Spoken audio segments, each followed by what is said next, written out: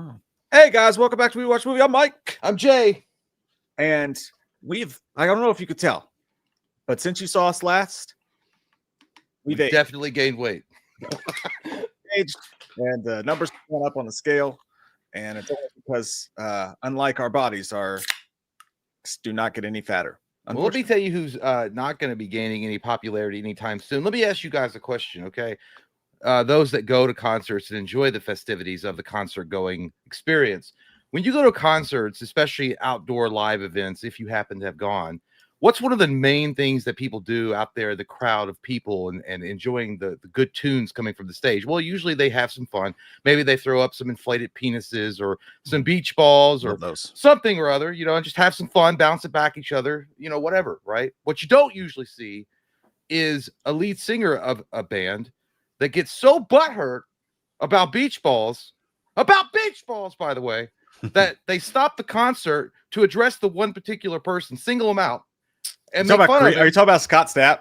No. That guy probably just thought he saw an angel out there and was like drunk. Because he's done that. No. I'm gonna get to it. I've got a clip.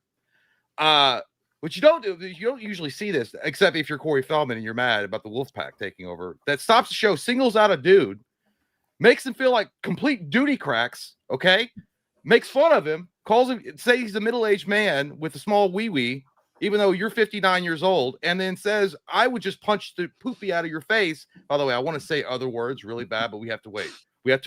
Hold! We have to wait.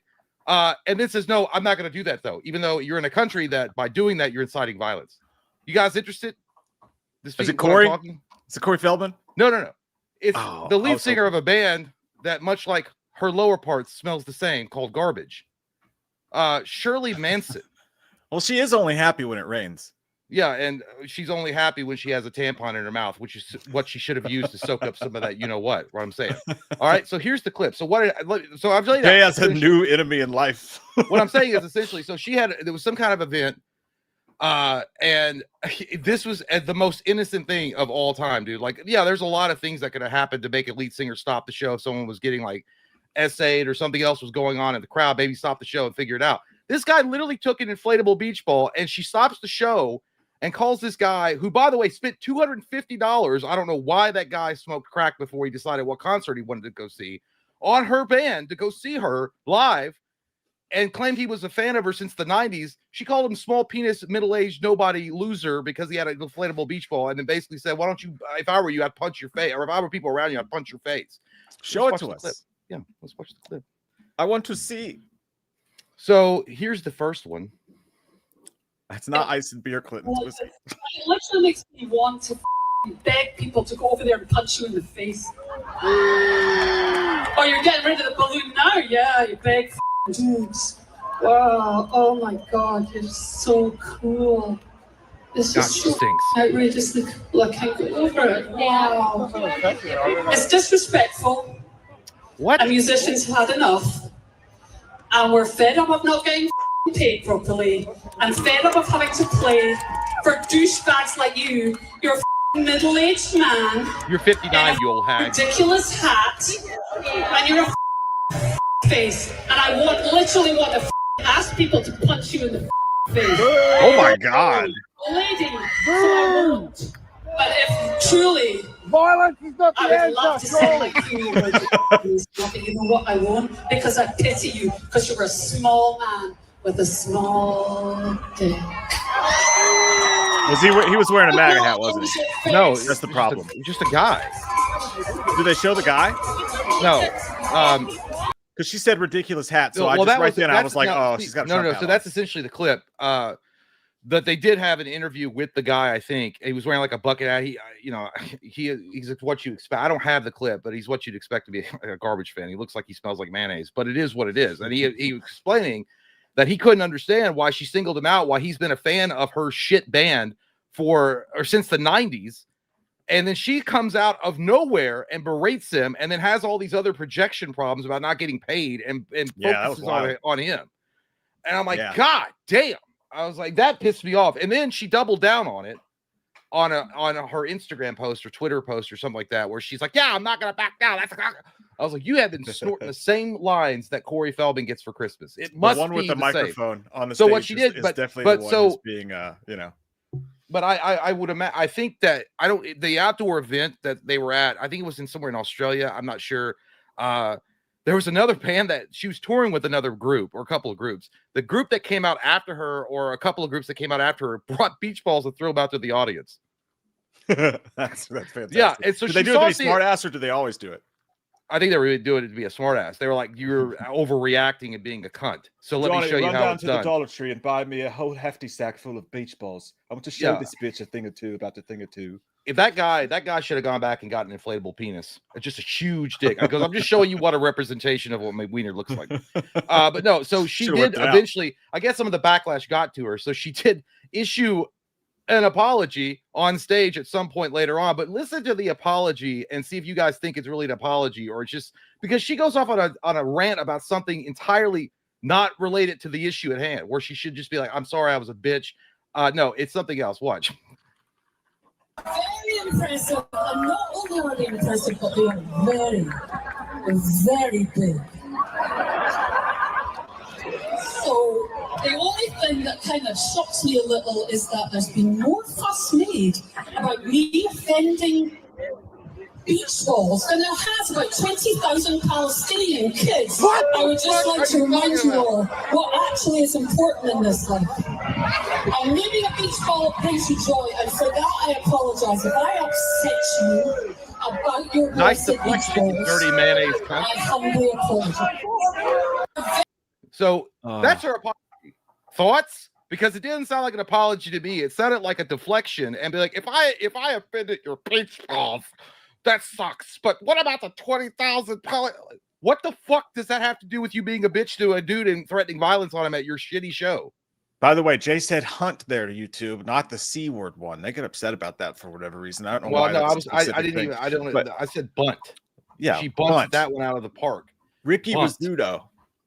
Yeah. Are you going to the mall later? And by the way, that's also a term of endearment in Australia, was apparently where that is taking place. It's a term of endearment. It's the name of my mother. But no, it's just, I don't know. I didn't see an apology on that. I can't believe that people get paid money to go up there and do what they love, which is put on a rock show and whatever and have a good time and stay relevant for some reason or another. I don't know. I never listen to garbage. They suck to me. But the people that do pay and see them, and then you're going to single out a dude for beach balls, and then you get a backlash for it, right? You get called out for it online. And instead of you just being like, yeah, you know what? I was out of line. I was drunk, whatever. I missed I'm on my period. I don't know. Make up something. Fuck it. But instead of doing that, you double down. Basically, you issue a half-assed apology and then turn it into something it wasn't to make it seem like we have a lot of other things going on. Jesus.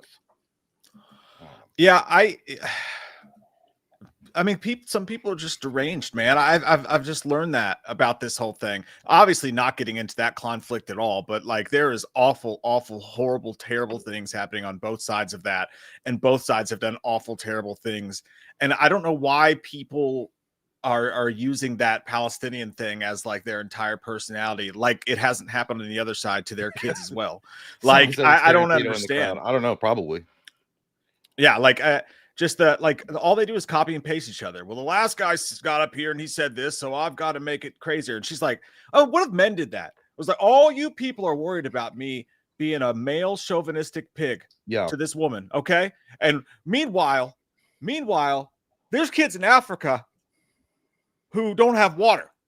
So you should be ashamed of yourself. Dude, that would be like me having a fight with my wife and saying something really stupid like, God, why are you being a bitch? And not realizing I said it out loud. And excuse me, what'd you say? I'm like, okay, I apologize for what I said, but have you realized how broken this country is right now? There's people in the streets starving. So I'm sorry that I hurt your feelings, but there's more important things that we need to focus on, like fixing our healthcare system. It doesn't make any sense. What are you talking about? Dude, if you honest to God, the last thing I'll say about it, because of this, I've done my research, I've looked it up. Just do a simple thing for me. If you think that they're not, I'm not saying that they're the exact same, but if you think that it's only a one-sided thing completely, just do me a favor, go to ChatGPT right now. You can open a new link, do whatever you want to, and just say, hey, can you list off some things that Hamas has done? And you'll find out a lot that you probably didn't know. It's not my favorite dish. As a dipping sauce, hummus is not my favorite. Hamas. Yeah. Like I said, I've done my research. I've done my research. I didn't want to trigger any like audio, Yeah. I also do love hummus. It's a wonderful dish. It is. It's decent. Yeah. The other thing I was going to bring up and talk about, but I think we already, we covered some of it. I don't know if we mentioned this. So, by the way, it's not that I troll these subreddits. It was on a Reddit. It was on the Snyder Cut. I'm not a member of this particular group. I'm not. I just saw it, but it was about Paramount losing the bid. But it says new reports say that Paramount lost the WB bid by 75 cents. By 75 cents a share. So essentially what it's saying is, what it's saying is that Paramount lost WBD bid by 75 cents, reportedly plans to counterattack. So we did talk about the hostile takeover that Paramount's planning. The New York Post reports the Ellisons are furious after losing the bid to Netflix by just 75 cents a share and are now preparing a counterattack that could blow the deal open. The report says that Paramount Skydance offered $30 a share for WBD. Netflix effectively came in at $30.75. Despite the razor-thin margin, WBD accepted Netflix's offer, and insiders say the Ellisons believe the process was tilted toward Netflix because of Zaslav's friendship with Ted Sarandos. Can you hear me? Yeah. Okay, because I don't know. I can't see, so I don't know if the internet fucks up. The Post says that people close to WBD says Paramount had multiple opportunities to top Netflix, but failed to deliver guaranteed cash. Netflix offers, including massive breakup fee and billions on hand, which weighed heavily in its favor. So then we pretty much covered all that. But the thoughts down here was this guy here says wasn't Paramount bidding on the entire company, but Netflix bidding on only studios and streaming. That effectively makes Netflix bid even more valuable. And then somebody said 75 cents per share is not 75 cents. Fuck Ellison. Yeah, 75 cents. That's it. Damn. And then people say we are truly living in the beginnings of a corpo cyberpunk future, which is true. Antitrust under Trump. LOL. That guy is unfortunately extremely easy to bribe. There's a lot of people. It's split down here throughout what people are talking about. But yeah, it's not exactly 75 cents. There were billions of dollars left on the table. Right. But it's a share. So yeah, it's shares. But it's still funny that it is a small margin comparatively. And they were like, "What? Who the fuck made the deal?"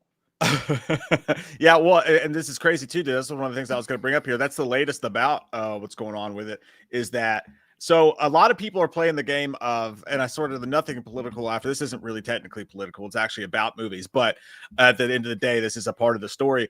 A bunch of people are online. You know, there's specifically on Twitter. I got to quit that app. I just have to.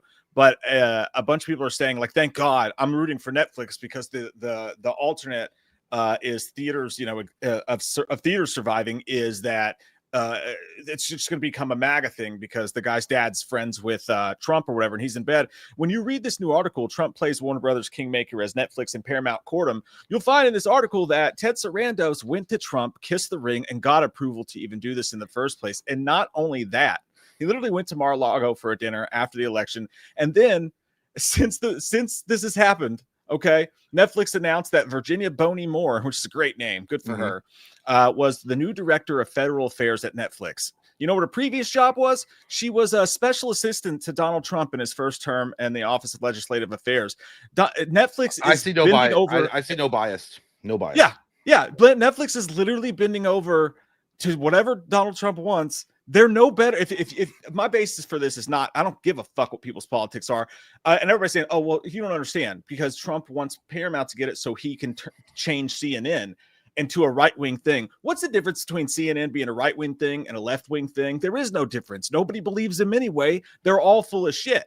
So like, oh, another news channel flip sides. What day is it? Fucking Tuesday. I don't. Mainstream media has lost a lot of credibility on both sides. I don't even think most people, like older people, still get their news from mainstream media. But generally speaking, mainstream media is full of nothing but piranha and vipers. It's all bullshit. You can't listen to either one of them. But the fact is that I could just. What's funny to me is like just Trump sitting around with this dude, the CEO of Paramount, and they're talking over some wine at Mar-a-Lago, looking at some not hot naked chicks dancing on the tables, and he's like, "Listen, I really want you to buy this for me." And he's like, "Oh yeah," he's like, "What?" I mean, he's like, "But only if you're gonna make Bloodsport and Rush Hour 4."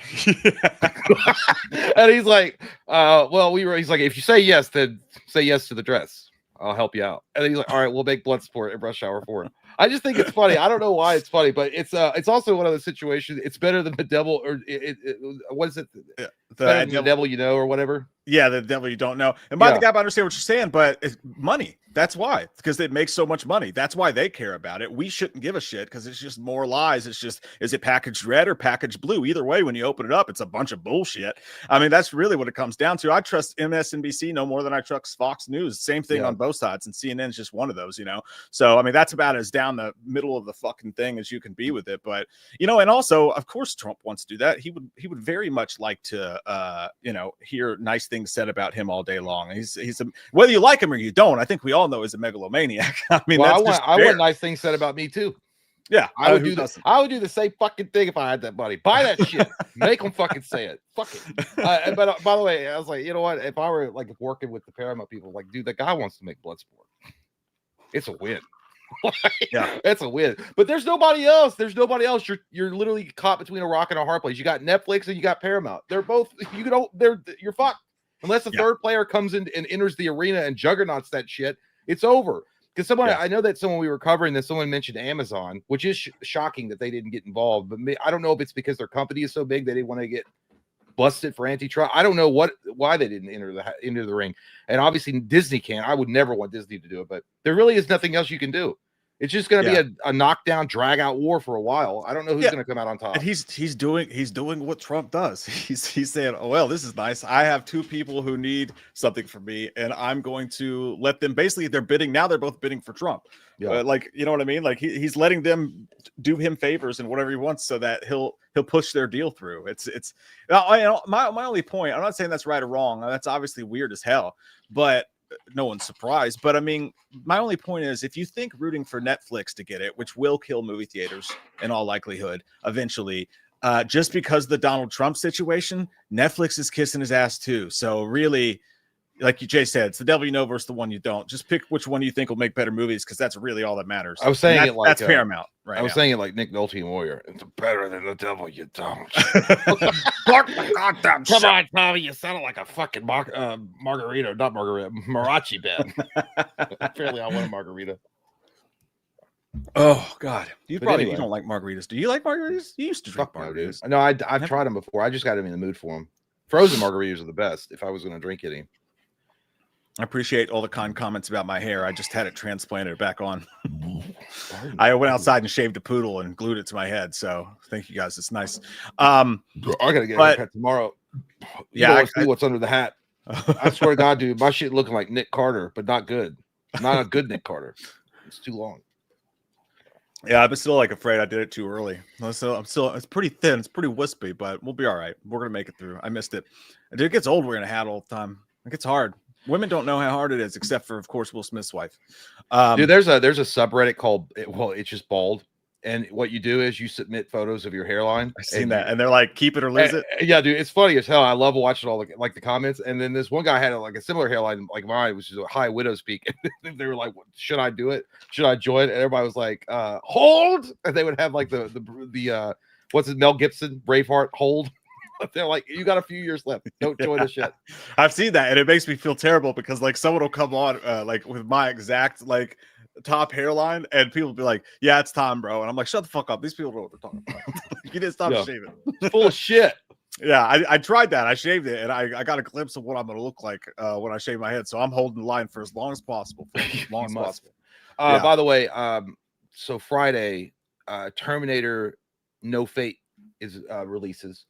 And thank God I looked more into this. I was under the assumption when I read this thing that it was going to be $60. I'm like, nah, dude, that ain't it. That ain't the move. And it turns out that it's going to be $30 on digital, which that's good. That's okay. It's going to be $60 though if you want the physical disc, and $120 if you want the collector's edition. Of course, naturally. But it's a 2D side scroll. It looks beautiful. It looks like amazing. Like it looks like a good fucking time. But I'm not paying $60 for it. So when it said 30, I was like, all right, that makes a little bit more sense. Oh yeah, so, $120 for a side scroller is pretty wild. Well, the collector's edition's got some cool shit in it. But I mean, that's if you're a super fan for it. I mean, I would have affirmed it, but I've used up all my affirm points. But I can't. Yeah, I mean, think about it. Like honestly, like it's not gonna. I think it'll probably be really cool, but it's not gonna. That, in my opinion, that collector's edition probably not gonna be worth anything down the line. It's probably just not something that's going to stick very well. The only collector's edition I was even interested in getting, and I'm not going to get it, but it did look cool, and I'm an uber fan of it, was the Hellraiser one. But I'm not going to get it because I think that's like $200 fucking dollars. Yeah, the one that came with the Halloween arcade game was pretty sweet. It had a coin and some other stuff with it. But yeah, I think every game doing it, it's like when Marvel Comics got, or not just Marvel, but comics got so popular because we all thought they were going to be worth something in the 90s, but they were mass produced because everybody wanted them. I think that's going to be the way that a lot of these collector's editions go. Like they're just not going to be worth what you think they're going to be worth. And even then, what are you going to flip it for a couple $100 on Xbox or on Xbox, on eBay? I don't think it's worth it unless you really, really think it's cool and you really, really have extra money to burn, which I really, really don't. So yeah, so if you guys were scared about that, or you had seen the same rumor I had seen, or that it was going to be $60, it's not. It's $30. So if you want to get that for show, pick it up. I don't know if it's going to be available on Game Pass. It might be, but fuck Game Pass. Oh my god, what a bunch of sour fuckers they are. But no, it's $30 for digital, 60 for the physical. Which, by the way, they had to delay the fucking game 2 months just so people could pick up their. Look, I got a disc for $60. It's a 2D side scroller. Isn't that cool? Fucking dirt. Physical media forever. Also, I can't pay my rent this month. Yeah, release that shit 2 months ago. People that wanted to buy it digitally. Right. By the way, I agree with physical media forever. I just don't believe that the consumer should be the one who has to eat the price difference in the wallet. I think the companies should be making stuff on physical so that it's affordable. I don't think that it's on us to keep physical media alive. I think maybe that'll happen. Maybe that's what will happen. If you want to keep it on, if you want the physical media to stay, you're just gonna have to pay out the ass for it. Yeah, because they know they can get away with it now. They can price gouge the fuck out of it because there's going to be people that are nostalgic for that. They're like, well, if you want that, you got to pay a higher premium. And they'll make excuses like it costs us more to make it, so you got to pay it. Make no bones about it. If I had endless funds, I would buy everything physical media too. And if I had a choice for the same price between owning something digitally and owning it physical, I'm doing physical every day of the week. You know, but it's just the way of the world. I do hate that they're not even making physical copies. And again, Netflix, that's another thing.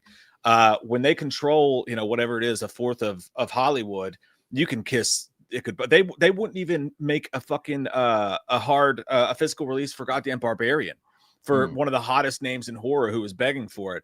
Physical media is fucked if Netflix gets this thing. That's for sure. It's already fucked, but it's double. Well, yeah, I think physical media is on its way out. I mean, even the next generation of consoles are going the way of digital. Like, there's not PS6. I mean, for the PS5 Pro, you gotta buy a separate. Like, it's like $100 extra just for the disc drive. Yeah. And then look at the Wii. Like the Wii 2. It's all fucking digital. When you go to the store, you pick up the physical case, it's a fucking code in the cocksucker. Yeah, Tomo's right. It's been fucked for over 16 years. That's quite true. And I miss it, man. Dude, I used to spend so much, like for me, so much money driving around. Like twice a week, I would drive around to every pawn shop and every like DVD salesman, people like restores or whatever, searching for stuff to add to my Blu-ray collection, because there was no better hit of dopamine than just adding one more bright blue sliver at the top on that shelf. I had a fucking buttload of Blu-rays and it's sexy looking on the shelf. I miss it. I do. Yeah, I probably shouldn't even want. I've not collected in a long time. I quit collect. I used to do that a lot though, and then I quit doing it. I think once the new media started coming out, like 4K, and then they had 8K, and they kept going up in price, I was like, it's not even worth it to keep doing it. Hey, so guess what? Guess what? What? I couldn't find the fucking. That's the wrong button. You ruined it. Come on now, more margaritas. Great ass. I gotta make a new one of those. I really do. But like for now, again, we will get to every single super chat and every single stream elements where you can donate without YouTube taking their 30%. We will get to every single one of those. I forgot to put a link in the chit chat. I will do that here in a moment. But for now, our buddy Lee has dropped an exponentiosa. I made up that word. Love you, Lee. You're the fucking best. Thanks, Lee. Thank you. Did you have that last time? I feel like you had a different one last time, but it still looks dope. You look like you could play bass for Static X in your new thingy dingy. Why'd you go blind? What happened? He tried to suck Raiden. Yeah, it's too much jacking off. It says, hey, my handsome fellas, hope you're having an amazing week, specifically you, Loomis. I've caught you in Chalice's room. What was you looking for? Explain. Keep on being amazing, by the way, like my PFP. It is quite amazing, to be honest with you. Amazing Amy. First off, Lee, I wasn't in goddamn Chalice's room ever. I've never been in his room. It smells like dirty cracks and unwashed hair. I would never go near it. So obviously you were in his room and tried to pin it on me, probably sniffing his underwear drawer. And actually, it's not an underwear drawer. It's dirty panties.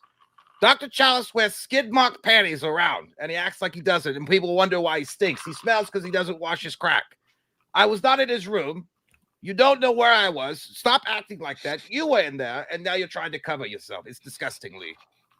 I think you told on yourself a little bit there, pal, because yes, I do wear women's underwear from time to time, but they are women that I've conquered. Notches on my dick, as the late Indian warrior Nachatu once said. No, Nachatu never said that. I know. I checked his prostate, and that's what he said. I put my finger in, he went, "Watatu." That's exactly what happened. It's because I'm a doctor. And also, how do you know that some of those women's underwear have skid marks on them if you weren't in my room, in fact, smelling? Because I can smell unwashed crack, and that's what you smell like. Well, that has nothing to do with the panties I've got on. Butt cheese chalice. That's my baseball nickname. I know. When I played baseball. I never actually played. I just did it to get with the assistant coach's wife.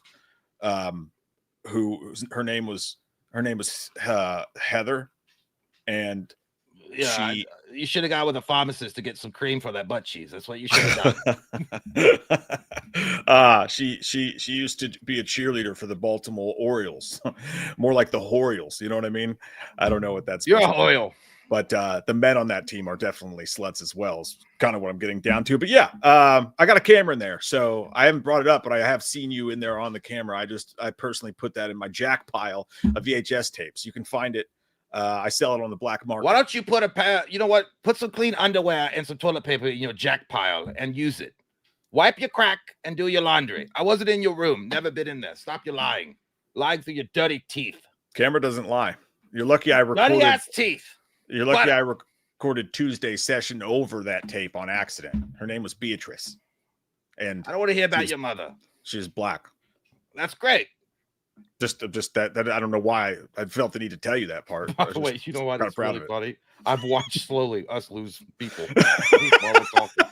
So like, what the fucking retardo is this? Yeah, well, when Lee comes in with a big hefty bag full of a super chat, we want to give him as much. But we do like you, Lee, and your PFP does look dope. We did like it. It was hot. Like I said, he looks like he sucked off Raiden. Couldn't handle the. But I know it's early. I've got to piss really bad. That's fine. That's fine. Enjoy yourself. Yeah, it's like when when Heather Langenkamp in after the events of Nightmare on Elm Street, her hair turned gray. That's what happened to Lee's eyes after he sucked off Raiden. He survived the encounter, but his eyes were never the same. Oh my God! Sometimes when we do that, it's just whatever words enter the brain and they come out of the mouth hole. It's wild. Like we actually say way worse shit though on Mondays during the Welcome to Dairy streams. Like honest to God, we're sober, middle of the day.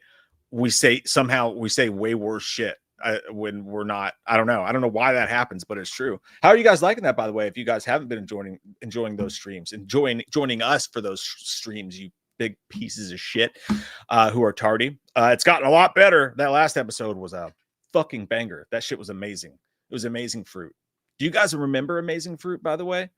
They were just gummy bears, but the advertising was so good. When you bought Amazing Fruit at the 7-Eleven, you felt like you were getting something cool. They were just fucking gummy bears. I don't know why. No, on Mondays, egg. Definitely not on Wednesdays. Monday afternoon, got errands to run, things to do. It's like that line in Role Models. It's like Kiss. Like that song is stupid. Like I want to rock and roll all night and party every day. I can't. I can rock and roll like part of every day. I have errands. Yeah. All right. Sure. Oh man. Why though, Austin? Like what's the thing behind that? Why did you do that? What's the thing behind doing that? Pass the rice. Hey, somebody say rice. Successful P. Yeah, it was quick. Quick nice to the point, no faking. It's getting hot in here. Dude, our brand new HVAC system keeps going every time it starts and stops. And it it was like $12,000. Yeah, it's got to work out the kinks. Made in Taiwan. So Katie kept being like, you need to call. Seriously, we're gonna be freezing cold here when that thing finally goes out. And I called Bryant Cooling, Heating and Air lovely company. Guy came out and he's like, yeah, they do that when they're new. I knew that when you called. I was like, well, why did you have to schedule me between 3 and 6 p.m. just to come here and tell me what I already knew? I put the dogs away. I was like, I mean, I was happy. He's like, yeah, I'm just going to put this visit under your warranty. I was like, fucking, yeah, you are. Damn, how much that shit cost? Yeah, the lady could have just told me it on the phone. He's like, yeah, it was like the second one today. The new units just do that. I'm like, great, wonderful. Do you have any WD-40? Fuck me. I don't know. Smells like burnt ass in there. Yeah, that's normal. It's supposed to smell like burnt ass when we hook it up. I was like, no big why deal. have you been here for an hour? It's $500 for me to tell you that. $500. Yeah. Thank God they didn't charge me. I'd have been fucking pissed. They did. They charged your warranty. Yeah, but like he's just gonna like write it down under warranty. I don't know what that means. I don't know if like your warranty has. Can you use that shit up? I think you can use it up. I don't know. I don't know how that works, honestly. I know Katie's car had a warranty and it broke down 3 fucking times in the past 3 months. Don't buy a Jeep, you guys. Do not buy a Jeep. The only Jeep I ever wanted was a Wrangler, just from the Resident Evil 2. That's all I wanted. I wanted that one. That 1995 one. That looked badass. Yeah, I had a Jeep once. My first car was a Jeep. Fucking broke down all the goddamn time. Of course, that's because I treated it like shit. But anyways, I don't know. What were we talking about? We were talking, hey, you know what we're doing tonight? I've just been rambling our fat mouths off. That's what we've been doing. We're ranking the Screamy Scream posters. Oh yeah. Hooray. We've done Nightmare on Elm Street. We've done lots of women and some men. And we have done Friday the 13th and Halloween. And now we're doing Scream. There's only 7 posters, so it's not going to take that long. But we will put. You mean you ain't put the TV show in there? Hey, do me a favor. We didn't fucking tier list these, did we? What, Scream? No, the other posters. Was it a tier list or did we just rank them?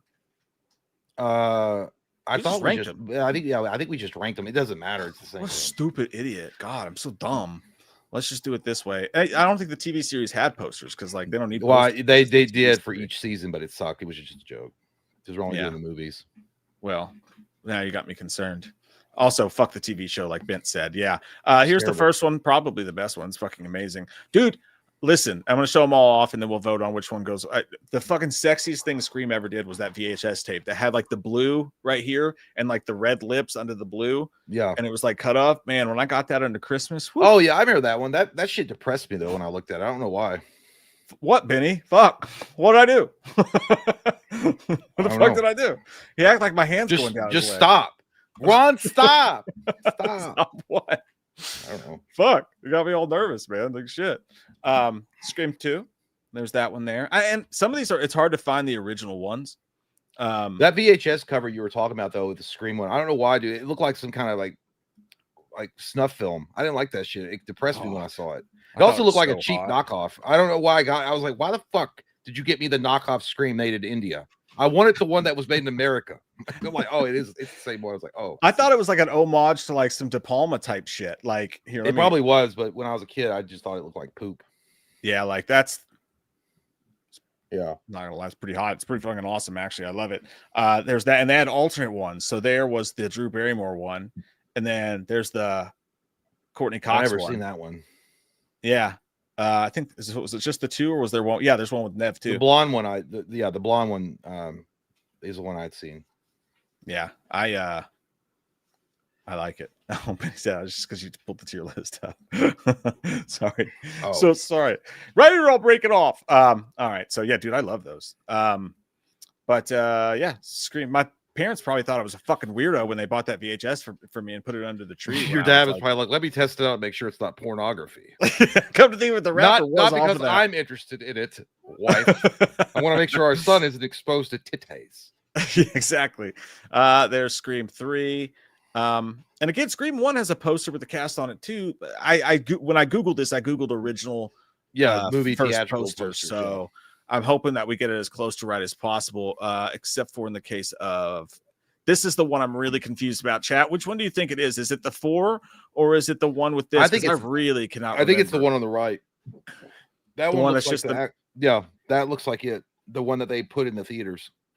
Yeah, like I think it's the one on the right too. That was my best guess. At least this is going off of best guess. At least using the cooler of them. But they all have alternates, so it's hard to tell. Like I was saying. And Scream 5, dude. Okay, here's this one. This one had 2 posters too, which is hard to pick. I think this is the right one. It's another one with the people on them. But it was kind of cute how they do this, though, when it says the killer's on this poster and they put the whole entire cast on there. It's kind of cool. I like that. But really, we all know the killer was actually Stu. So, what a sack of cope I've ever heard. He was behind it all. He was behind it all. Dad's never coming back from the store. Okay, get it in your fucking head. Move on. This is disappointing, and I have to show it just because it's so disappointing. This is the official Scream 6 poster. It's fucking terrible. That looks like the fucking like a Punisher poster from Netflix. Just replace it, like put Frank Castle in the clouds and call it the Punisher season. That's 3. Dude. I don't know why. Like, I get that they're wanting to make it fall under the the head robe or whatever, but like the way it just goes into that awful, like, shocking white. Yeah, it's just awful looking. It doesn't scream horror at all. It looks like a Marvel poster. Yeah, and this is the official poster. Dude, they should have went with this one as the official one. That one's badass. Mm-hmm. The one with the subway, that's fucking great. Yeah, I'm sure that's how everybody feels when they miss their stop on the subway. It's the exact same look that Ghostface is giving. That's me just trying to match eyes with the security guards, making sure I don't get shivved. The subway's scary, dude. I don't like it. The only one I ever rode was in Chicago, to be fair. So that's the thing. And then finally, Scream 7. I think it's going to be high in the ranking personally because it's pretty badass. That's an awful shot of it because I can only find a tiny one. I'm going to find a better one here in a second. All right. So this is what we do. Jay and I pick what we each think is the worst one, and then maybe the worst 3. Who knows? And then we go to the chat and we let you guys vote on the winner. This is a nice pile of shit you've collected. Here's a nice piece of shit. So I'll let you go first, man. What do you think's the worst one?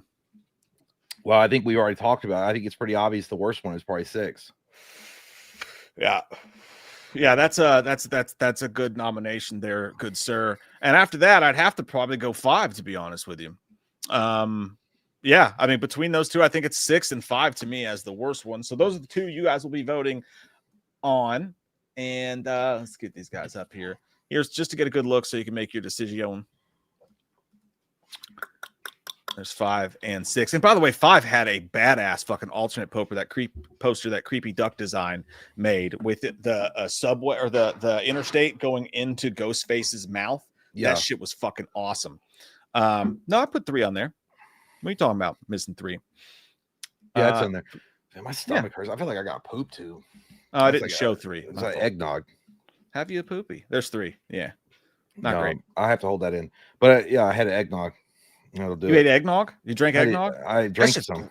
That shit's I love fucking eggnog, dude. I love that shit. You know you can put whiskey in that, right? Yeah, but I don't have it. I drank it straight. Ooh, that's why your stomach hurts. You might have to take because I only drink it once a year because during the holidays. But goddamn, that shit was fucking strong. Yeah. I can't do it, dude. But you like buttermilk too, don't you? Can't you just drink straight? Fuck no, dude. I hate that goddamn chunky ass shit. Mom fucking when I was a kid, dude, mom drank buttermilk all the time. She's like, "Oh, honey, have you some? It tastes just like a milkshake." She tried to poison me. That shit got like there was chunks. That's fucking rotted milk with butter sticks in that bitch. It fucking opens a deep wound inside. It's literally it's rotted milk. The only reason I know what buttermilk even tastes like is because I went over your house. Well, I got there at like 8 p.m. and like mom and big dad were already asleep. And I got to your house. You're like, dude, you want some chocolate milk? And I was like, that was really nice. That was really nice of my friend to make me some chocolate milk before I came over to hang out with him. And like I was like, thanks, man. And took us a big guzzle of it. And you started laughing. I spit that fucker out all over the floor because it was buttermilk inside of fucking chocolate milk. I was cute. No, dude, the best I ever did was like when I gave you like some old ass orange juice. That shit had been in there since the Civil War, dude. That was an old ass fucking orange juice. And Mike drank it. And he did spit it out. I was laughing my ass off, dude. It was like the fucking pieces of pulp were all stuck to his teeth and shit. It was so fucking old. He was like, that's pulpy. Dude, that shit's fucking old as fuck. And then we took it downstairs and we did it to Cody, and he got super fucking pissed. And I think we all ended up spitting on each other out of anger. That's how we settled our differences back then. Yeah. Just chasing each other around the house, spitting on each other. That was really gay of us, by the way. It should have just ended in an orgy. Anyway, so I forgot to put the vote in. Growing up in the 90s. That's how kids used to be. Used to do it right and spit in each other's mouths. Just be gay with each other, but not really. Let me go in here and make this vote happen. It takes me a minute. Couple clickeringskis. Yeah, I was talking to my wife about the merger that potentially might happen with Netflix between and, your dick and her balls. I mean, her balls. Yeah, this entire time she's a man, and you know what? I'm glad to be out about it. I'm tired of pretending. No, I was talking about the Netflix being possibly acquiring WBD, and obviously the bads and the goods about it. But one of the goods potentially could come out of it is that we could get Nightmare on Elm Street back. Since Netflix has, I think they've come out and they've expressed some interest in reviving the series. And we were talking about potential casting. We've done that before on the show about who would be a good Freddy Krueger. But I was like, what the fuck? She said Andrew Garfield. I was like, there ain't no goddamn way Andrew Garfield would be a good Freddy Krueger. Not even in a million fucking years. He's too handsome. He's too tall. It just wouldn't work. Because I had mentioned Jim Carrey as a potential, like we talk about that, like a possibility that somebody had mentioned that they would love to get Jim Carrey, but do Andrew Garfield? What the fucking crack pipes? As Freddy? Yeah, I was put. Yeah, no, yeah, it's Freddy. I was like, there ain't no way. There's not a mean bone in that guy's. There's not a mean bone in that guy's body, dude. I couldn't even picture him being a villain. Well, the conversation started because I said, well, the reason why Wes Craven, because the original guy that they wanted for Freddy Krueger was David Warner, and he was an older guy. I think he was in his 40s or maybe late 40s when that role was offered to him. And then Wes Craven had said when they met him, they were like, there was something just very nice about him. And he's like, I think Wes Craven went on to say something along the lines of that as you get older, there's like a softness or something about you. Like you don't really seem that much more intimidating. I don't know. And so they went with Robert Englund, who was much younger and had more of a mean look about him that they could work with. And that's why, but David Warner was the original guy they cast. So I was like, you're right. There has to be a certain edgy look to you. And Andrew Garfield, not only the fact that he's like one of the most handsome dudes on the planet, he doesn't look threatening or like creepy in any real like way. Yeah, like makeup could do wonders. I just do. Yeah, he doesn't. But that's what she said. She said, well, he'd be hidden behind makeup. And I was like, it's not going to work. But I thought another one, Matt Dillon, would be a good one. Matt Dillon could pull that shit off. Yeah, I see. Like, I mean. Yeah, I was thinking him as like a thick dude, though. You know what I mean? He's not. Is he wiry enough to really pull that off? I haven't seen him in a movie since goddamn that badass serial killer movie he was in. The House that Jack Built. That's exactly, dude. Yeah. The way that he played that part would be exactly what I could imagine him being a great Freddy Krueger. But I don't think they're going to get anybody like a Matt Dillon or a Kevin Bacon, which is I think on everybody's wish list, just because they're too big of a name. Mercury said Paul Dano. That would really piss Tarantino off. Tarantino's like, is there feet in the fucking picture? And there's no feet in the picture in the movie, and you got Paul Dano. Jesus Christ, why don't you just kill yourself before you come out the gate? Show me Freddy's feet. Paul Dano actually, I don't know. I mean, maybe he's got the creepy vibe to him. It could work. Austin Butler, I think, could pull it off. I wasn't that high on Austin Butler until I watched Caught Stealing. Dude, it's on Netflix, by the way. It's called Caught Stealing with him. Fucking badass movie, dude. It feels like an old school like 90s flick. It's really good. It's Darren Aronofsky, I believe. Unless I'm getting the name confused with another dude. But what about do you think Matthew Lillard could do it? Like I think he could probably pull it off. The thing about some of these actors that we're mentioning though is that they're up there in age. I'm just pointing out that wasn't my idea. It was someone else's. Well, you're wrong. I didn't want to steal. Yeah, why don't you go back and like suck off a TV and scream and say you're alive? How about that, Matt? No, yeah, I think he could do it, but I think that's where like we're talking about all these names and stuff, and I think that they've aged out of it. I think what they're gonna do is they're gonna get a Freddy Krueger that's if they do revive the series, like 30s, like mid 30s, early 30s, and that's why. But I couldn't think of any. Tom Holland, here we go. Dude, I swear somebody point that shit out. They'll be like, "Yeah, dude, Tom Holland could do it for sure." Like, shut the fuck up. You better put some stilts on that bitch. Yeah, Nathan Drake was great. He was awesome. When I think of a man, an adventurer, Tom Holland. That's what I go to. 100%. Tom Holland. I would hate that. Jim Carrey, but I think that guy was right though. If you could land Jim Carrey, god damn. Like I'm not gonna lie, the novelty of that would be insane. Just to see it. Well, there would be people lining up around the block if they heard Nightmare on Elm Street was coming back to the silver screen, so it wouldn't really matter. You don't need that name to attach to it, but just the novelty of having Jim Carrey starring in it as Freddy Krueger would just send it to another hype level.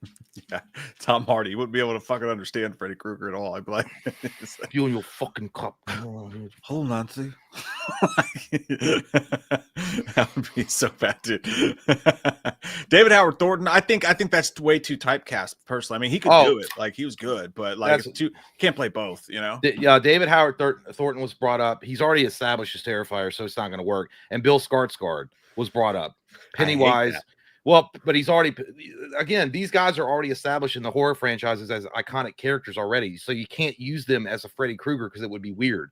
I'm not saying that you couldn't, but it just, most people are like, oh, that's what the fuck. And I think it's, as far as Skarsgård goes, it's like, they'd be like, he's like in everything anyway. Everyone's literally casting him at everything. Yeah, I don't like the Skarsgård thing at all. Not a bit, for multiple reasons. Time for some gay drinks, guys. So we finally turned the corner. I'm glad you're admitting it. Nick Nasty said, patch the torch to Jack Quad. that's his alter ego after he does leg day. But no, Jack Wade, I know what you mean. I mean, he was also a Ghostface in Scream, but like, I could see the face, but I don't think Jack Quaid, even when he had the turn as Ghostface, was anybody scared of him? Where you're like, that guy's too. Well, there's a reason why he was cast as the role he was given in The Boys. I can't remember what his name is, but he's supposed to be like an innocent dude because he's got the baby face going for. I just don't think he'd work. Yeah, I could see the face obviously with the makeup, but still, it's just Joel Kinnaman. It's like, what are you doing in here? Oh my god, yeah. Let's get that fucking Detroit language going. He goes, "Fuck the free world. Walk, eat your soul." Fuck you, Joel. I came into your dream to steal your copper pipes. I think Joel Kinnaman is one of the most overrated actors of all time. Like, he's literally a one type kind of dude, like one personality. Yeah, Carl Urban. I think he's too thick as well. Carl Urban's he could probably pull it off though. Damn.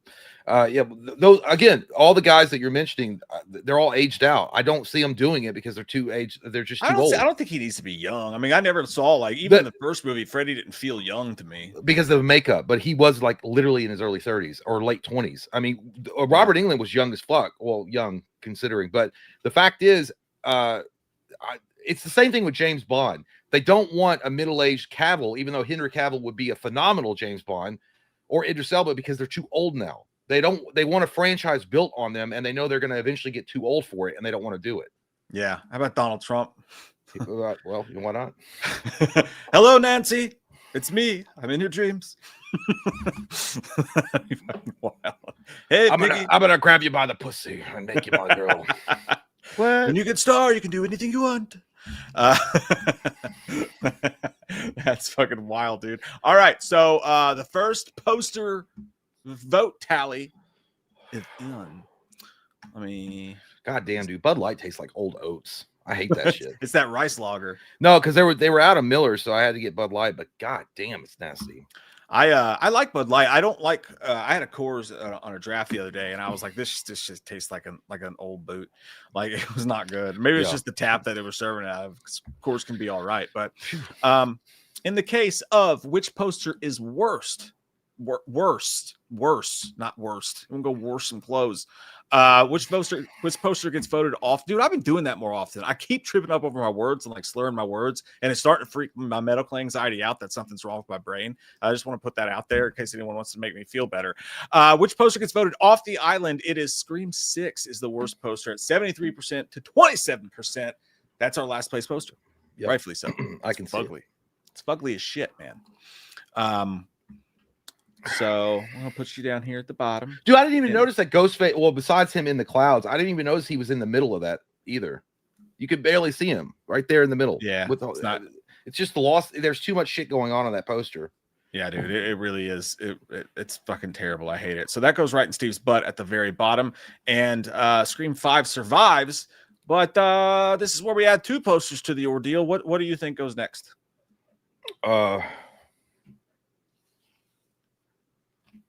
I like the poster. I feel like it's just not got enough snap to it for me to like. I'm gonna go with Scream 3. Which yeah. I mean, the other one I was tied with was Scream 2. It's tough. I mean, I think I have to put Scream 2 in there. Again, it's not based on the movie. Right, it's based on the artwork, and as far as the artwork goes, Scream 2 basically that's going to be my choice because basically they just took what they did in the first one, put 2 on it, and slap some people in the middle of it. I do love that 2 though. I've always loved the way that 2 looks on Scream 2, but it can't save it. So, there goes that one, and that's this one. I got 5 on it. So just tell me, guys. No, I'll put it in there because I think it's fair. I think it's gonna. So it's between these 3. Can't really see it on here. Yeah. It's between Scream 2, between Scream 3, and between Scream 5. Which one the worst? And again, remember, you're voting it off the island, so you're voting the worst poster. I'm going to put the vote up. Meow. Yeah, I like Scream 3. Scream 3 is, it's got a cool poster, and like again, it was between that and Scream 2, but I feel like it's just there's something about it that just feels like. I hate being that. I sound like such a fucking fruit ball. Like, it's so uninspired, but it does. It feels uninspired. I don't know. When you come from like Scream 2, I can get it because Scream 1 with the face, and then I'm doing that in part 2. But then 3, it's just like you're doing the same shit. Yeah, and I like how it looks kind of like you ripped a hole in a movie theater screen, the way the light's bursting out of it or whatever. I do like that, but apart from that, you're right. It's pretty fucking generic. I would have probably just put the 3 on it and then had like the hunting knife coming through or something. I don't know. Dude, you know what we ought to fucking do? Yeah, we should definitely do this. This would be fun. One night we should just do a tier list ranking of a bunch of fan posters and alternate posters. So if we could take like a bunch of posters from Nightmare and Scream and Halloween and Friday the 13th that either fans have made or that are like alternate posters, and we just put them in. You can't really rank them; that would take ages. But we could put them in a tier list. That'd be fun. I don't want to judge fan art too much, but I'll make sure we only include badass fan ones because make sure they're all AI. Fans. So make sure they're all yeah, no AI. Not that you can tell. AI is worthy of the attention. Not that you can 100% tell. Maybe right back. I need drinky poo. Okay, I see so. Yes. Robin said that's a good idea. I know. It was a good idea. Do a soundtrack tier. I think we've done that. Hey, Shithawk. I know you're not the Shithawk though. Alan Iverson. God damn, fucking strong. What up, Dean? Aliens, dude. There's not much going on, bro. I'm serious. There's not much going on with 3i Atlas. It's on its way. It'll be here in 9 fucking days, and we're gonna find out. It should get hot and spicy the closer it gets. But howdy, Iron Dude. But nothing new. Tried the new Apple Fireball. It's terrible, Jay. Just the words alone make me sick. I don't like that. Yeah, soundtracks or rankings will be dope. I don't know. I'll have to go, but I know that we did a soundtrack. I thought we did that. Maybe we didn't. What, Kevin? Aztec Aguilera. Jay, what about Skeet Ulrich or Anthony Starr? Dude, that's the guy's name, Anthony Starr. I was literally trying to think I was talking to April about it, and I was like, the dude, a Homelander, would be a really good Freddy Krueger. She didn't know who he was. I couldn't think of his name, but dude, Anthony Starr, dude, that guy's got psycho all over his shit. 100% Anthony Starr would do it, but he is a big, bulky dude. Clinton says, Jay, do a live watch along for Welcome to Derry on Sunday night. No, dude, I don't know. I think we've tried stuff like that before, and it doesn't work. Most people just get annoyed to us because we talk over it. 3i Atlas is a nothing burger. No, well, maybe it is, but we'll find out. And if your ass gets probed because you weren't aware, it's not on me. You just gotta be aware. You guys should rank DC posters. I mean, maybe. Boot Scoot Boogie. Yep. I can't wait to see what Star does after The Boys. Yeah, dude, that guy is very impressive as far as his acting ability. I'd never seen him in anything else before. I mean, I'm sure he had been, but thanks, Dean. But yeah, he's great. He's amazing. Did you guys see the new Boys trailer? Pretty good. The Bunkus says in 1 week we'll find out. Yeah, the 19th. Thomas says you can do multiple actors as Freddy. Remember, he's a shapeshifter, a master of dreams. Yeah, that's true. But dude, I swear, like, to me, like, I always go back to Matt Dillon. I know, like, people always they say Kevin Bacon. Or there's something about Matt Dillon, though. I just feel like he could do it, but he's old. Has Anthony Starr done a horror movie yet? I don't know. Maybe. Austin J, who's your mains in Cosmic Invasion? Nova and Silver Surfer is who I've been rocking with. I just beat that today. Shelly says the trailer looks so good. It's sad it's ending. Yeah, dude. I don't think Mike's seen it. Been trying to get him on that shit. Oh yeah, he was in Cobweb. Is that good? Was Cobweb good? I know it was about fucking spiders and shit. I haven't watched it. I like him in Something About Mary. Yeah, I work with retards. Yeah, Matt Dillon was great in that. Cobweb, it's dumpster juice, as Michael Parton. Okay, I think it's in my list to watch. I haven't got a chance to, but you haven't seen the trailer. Well, I would show it, but I don't think Mike's seen any of the Homelander episodes. So I think, well, no, I'm sorry. The Boys. I think he watched 1 or 2, but no spiders. Yeah, there's a big ass fucking spider in Cobweb. What are you talking about? I saw it. I seen it.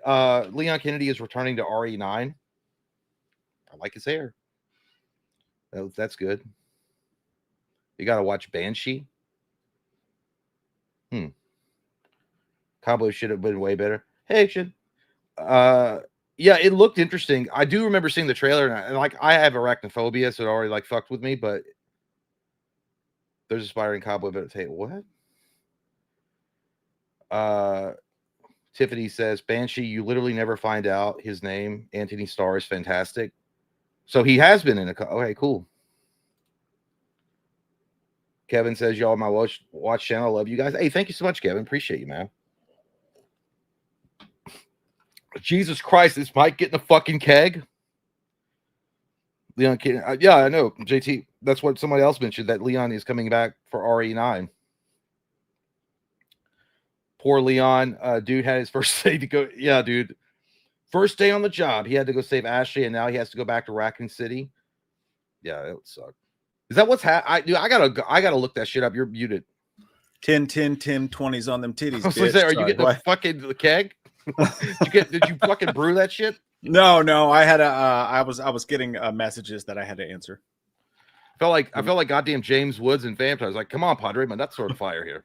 Sorry. Yeah, my bad. I didn't think I was going that long. Damn. Well, I'm not that interesting. I can only keep a conversation going for 5 minutes, and then I get nervous, and I keep on and then I'll start talking to myself, and nobody wants to hear that shit. No, they were talking about Cobweb. We were talking about Anthony Starr, which is Homelander, and people had mentioned him being Freddy Krueger, which, by the way, Anthony Starr as Homelander in The Boys, which I know you haven't seen, is insanely good. Amazing. No, I saw the first season. Oh, you did? I thought you hadn't seen anything. Yeah, but dude, he's so fucking good. And then we were talking about, like, he was in other horror movies, but Cobweb was brought up, and I haven't seen it, and they were like, it sucked. Or Michael Parton said it was dumpster juice, so I don't know. It wasn't terrible. I mean, it had great Halloween atmosphere, and he was good in it. But it ended up pretty disappointing. But it wasn't terrible. Fucking, you're gonna listen to a guy who likes The Conjuring 3? Don't pay any attention. Well, it wasn't just Michael. There was I'm just kidding, people. By the way, I have to pee again, but I'll be right back. Oh, you're taking it out on me now. He's punishing me for being gone too long. That son of a bitch. I knew it. I knew it was coming soon. Coming soon to a theater near you. Fuck your face. So let's go over to the Vody Poo and see here what's going on. All right. Sorry about that. Here we go. All right. These are the 3 you guys are voting on. And what you guys say is that I'm kind of surprised. I thought Scream 5 would be the next to go. You guys voted Scream 3 off of the island as the next to enter kind of Steve's butt territory at 48%. Scream 5 got a 32% vote. It's gone up to 33%, and Scream 2 survives with 20%. So, squeeze me. I'm very sorry about that. Since you guys all voted on that and we had all 3 in there, I will go ahead.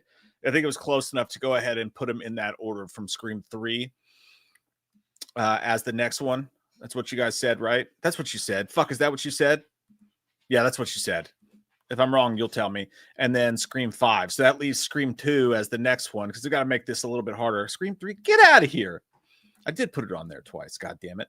So that leaves us with Scream 2 up on the chopping block, and we will choose another one to put on there next between these 3. I got to say Scream 4. I'll get Jay's opinion on that before we put those up against each other. I do like what they did with Scream 4 with the knife coming out of the bottom of it. I think that's pretty dope.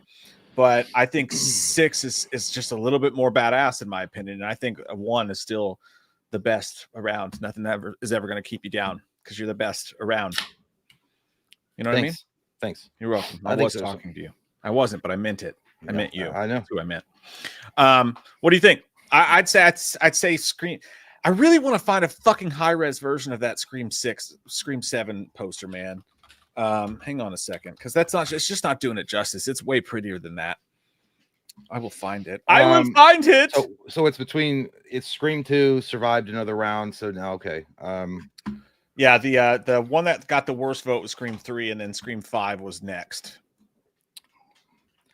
Out of these three, for me, I mean, I do like the Scream 7 poster, even though I think that movie's ass water. I think Scream 4, it would be the next weakest link. That's kind of where I was going to already, even without adding this one, which I'm adding now. I'm adding a higher res version of 6 here. Here we go. Yeah, that's still not high res, but it's way better than the other one. Is there a face in the blade? It's no, it's Stu's house burning. Oh, that's even bad. Yeah, that's cool too. That's good detail. Yeah, burn it all down. I would say Scream 4. So that if we have to pick 3, that's gonna leave you at Scream. Yeah, it's gonna. Well, no. So I figured we would both pick one this time around to keep it a little bit more interesting, since there's fewer posters to go through them. So it'll just be Scream 4 against 2 this time. I was just seeing if you would agree with me, and you did. If I told you to do it, you wouldn't have done it, you dirty little whore. But yeah, that's what you guys are going to be voting on. I'll put it in the chat right now. And we got more movie news to get to, as well as all of your super chats and Stream Elements comments. But we'll go ahead and knock this vote out. You just watched Us today or something? No, it just got stuck, dude. Like literally randomly, like shit like that'll pop in my head, and I have to let it out. I have to let the music from my soul be let out. I have to. All right, those are the two. Was that from Us? Yeah. They used the shit out of that in the marketing. I know. By the way, I still think that movie's overrated. You know what I did watch? More. What I did watch though is I recently just got done watching Hellraiser 2 Hellbound on the old Amazon Prime. I'd purchased it, no big deal, long time ago on sale. It was a good time. I gotta be honest with you, man. After watching it, it's good, but can't get over the fact that the Cenobites are literally bitched out by Shenard within 2 seconds. I mean, they're supposed to be badasses. They're supposed to be like the kings of hell, and they get bitched out by a surgeon with a fetish for skinless ladies. Yeah, weird. The more I watch it, I'm not that big of a fan of see what I mean? Hellraiser 2. It has the same vibe as the first movie, but it gets way too, I don't know, fantastic. Well, what the problem with that movie is, you could consider it a part, like Hellraiser 1 and Hellraiser 2 are kind of like, they're all one movie. It all takes place the same, like one day after what happened with Kirsty in Hellraiser 1. And the biggest drawback for me is not only when they revealed Pinhead's origin, and he was just like a soldier in World War I, and then he opened the box and he was once human, and then she has this whole speech about, you're all once human like me, and they're like, oh, and they start getting all sad and shit, and then Dr. Shenard, it's like a therapy session. Yeah, and Dr. Shenard comes in there and he makes like the fucking flower come out of his finger, and he's like, come, and then he goes, oh, fights, we have one, and then he just fucks him up. Yeah. I was like, what are you doing? Like that, I hate it that they put like a humanity spin on Pinhead and his followers. I just think that took away a lot from it. I hate when they do that, when they have to give you some kind of origin story for the monster and why they do what they do. Just keep that shit in mystery. You don't know.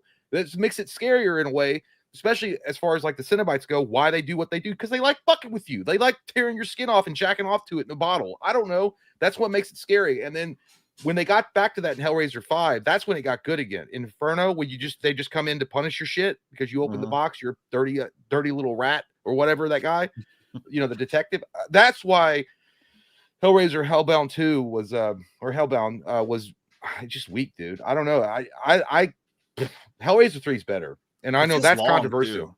It feels like it does feel long. It drags because the story's kind of ass. Yeah, and like they kind of did the same thing over again with the lady character as well. Let's pop over here to the let's look at another piece of movie news here real quick. This is kind of fun, actually. This is some interesting and good movie news. I know there's a lot of negative stuff out there, but this is a pretty good one. Kevin Smith talks about Dogma. By the way, they did a Dogma 4K, I believe. And they re-released it in theaters. I love Dogma. I fucking love it. that Yeah, movie, it's a good dude. It's movie. so quotable. It's like, but you didn't say God bless you when I sneezed. However, I don't feel the need to watch it on a movie theater screen. If I thought it was going to be a packed movie theater, it might be worth it because it'd laugh along with everybody. But it's kind of Fathom event, you know, you go to and there'll be like 3 people there. And I also don't feel the need to own it on 4K. Like most comedies and stuff, I don't really feel the need to have a 4K of. So that's aside the point. But it's interesting, dude. I didn't know this, but for the longest time, and Jay and I on our Patreon, we did commentaries for all the View Askew movies for the most part, but at least all the main ones, right? Mallrats, Clerks, all that shit. Clerks 2. And we didn't do Dogma for the longest time because we couldn't find it on a streamer. Jay had the DVD. I think we did it with that. I think we ended up doing it. Did we do it? I swear we did it. I can't remember when, but it just sound maybe we did, maybe we didn't. We'd have to go back and look. Yeah. Mind the Gap says it was out of print. I know, but that was the thing. So Kevin Smith had a falling out with Dimension with the Weinsteins, and this was before all the nasty stuff about Weinstein came out. And it says that they had a falling out, and then he kept trying to get the rights back to it. This is a long time ago because it was out of print because they couldn't, you know, he wasn't doing anything with it. It was just in purgatory with the Weinsteins. So so it says in 2008, after 7 films together, his relationship with them became frayed and they went their separate ways. He eventually wrote letters to resuscitate Dogma, but they fell on deaf ears until October of 2017, when Smith says he received a call from Weinstein out of the blue. At long last, he was finally expressing interest in Dogma, be it as a sequel or follow-up streaming series, and they plan to talk again the following week.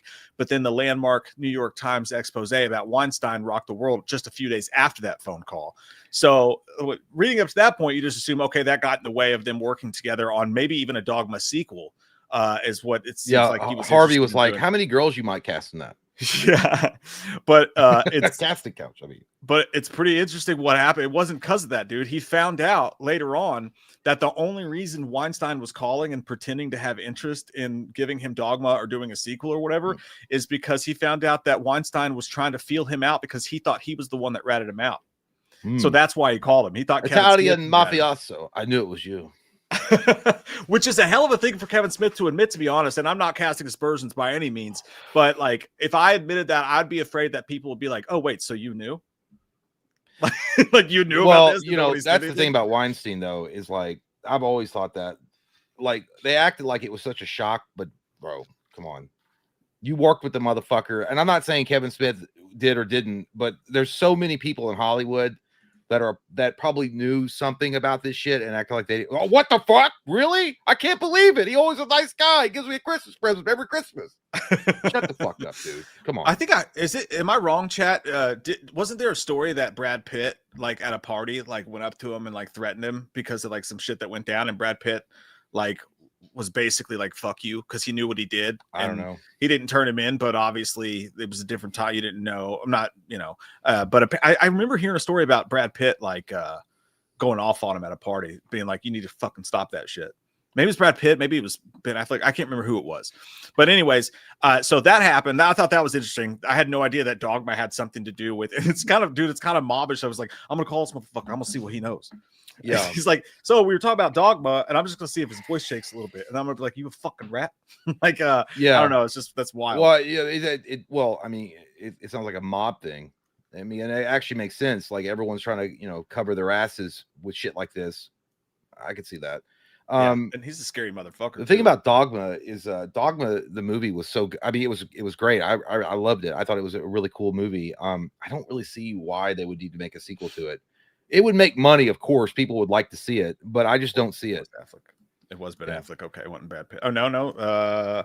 Robin said Pitt went after Weinstein because he was trying to coerce Gwyneth Paltrow. Oh, okay, that makes sense. There's a lot of stuff we don't know. He did a lot worse shit that we don't know too. Yeah. But as far as a sequel to it, if he wants, I mean, I don't know, man.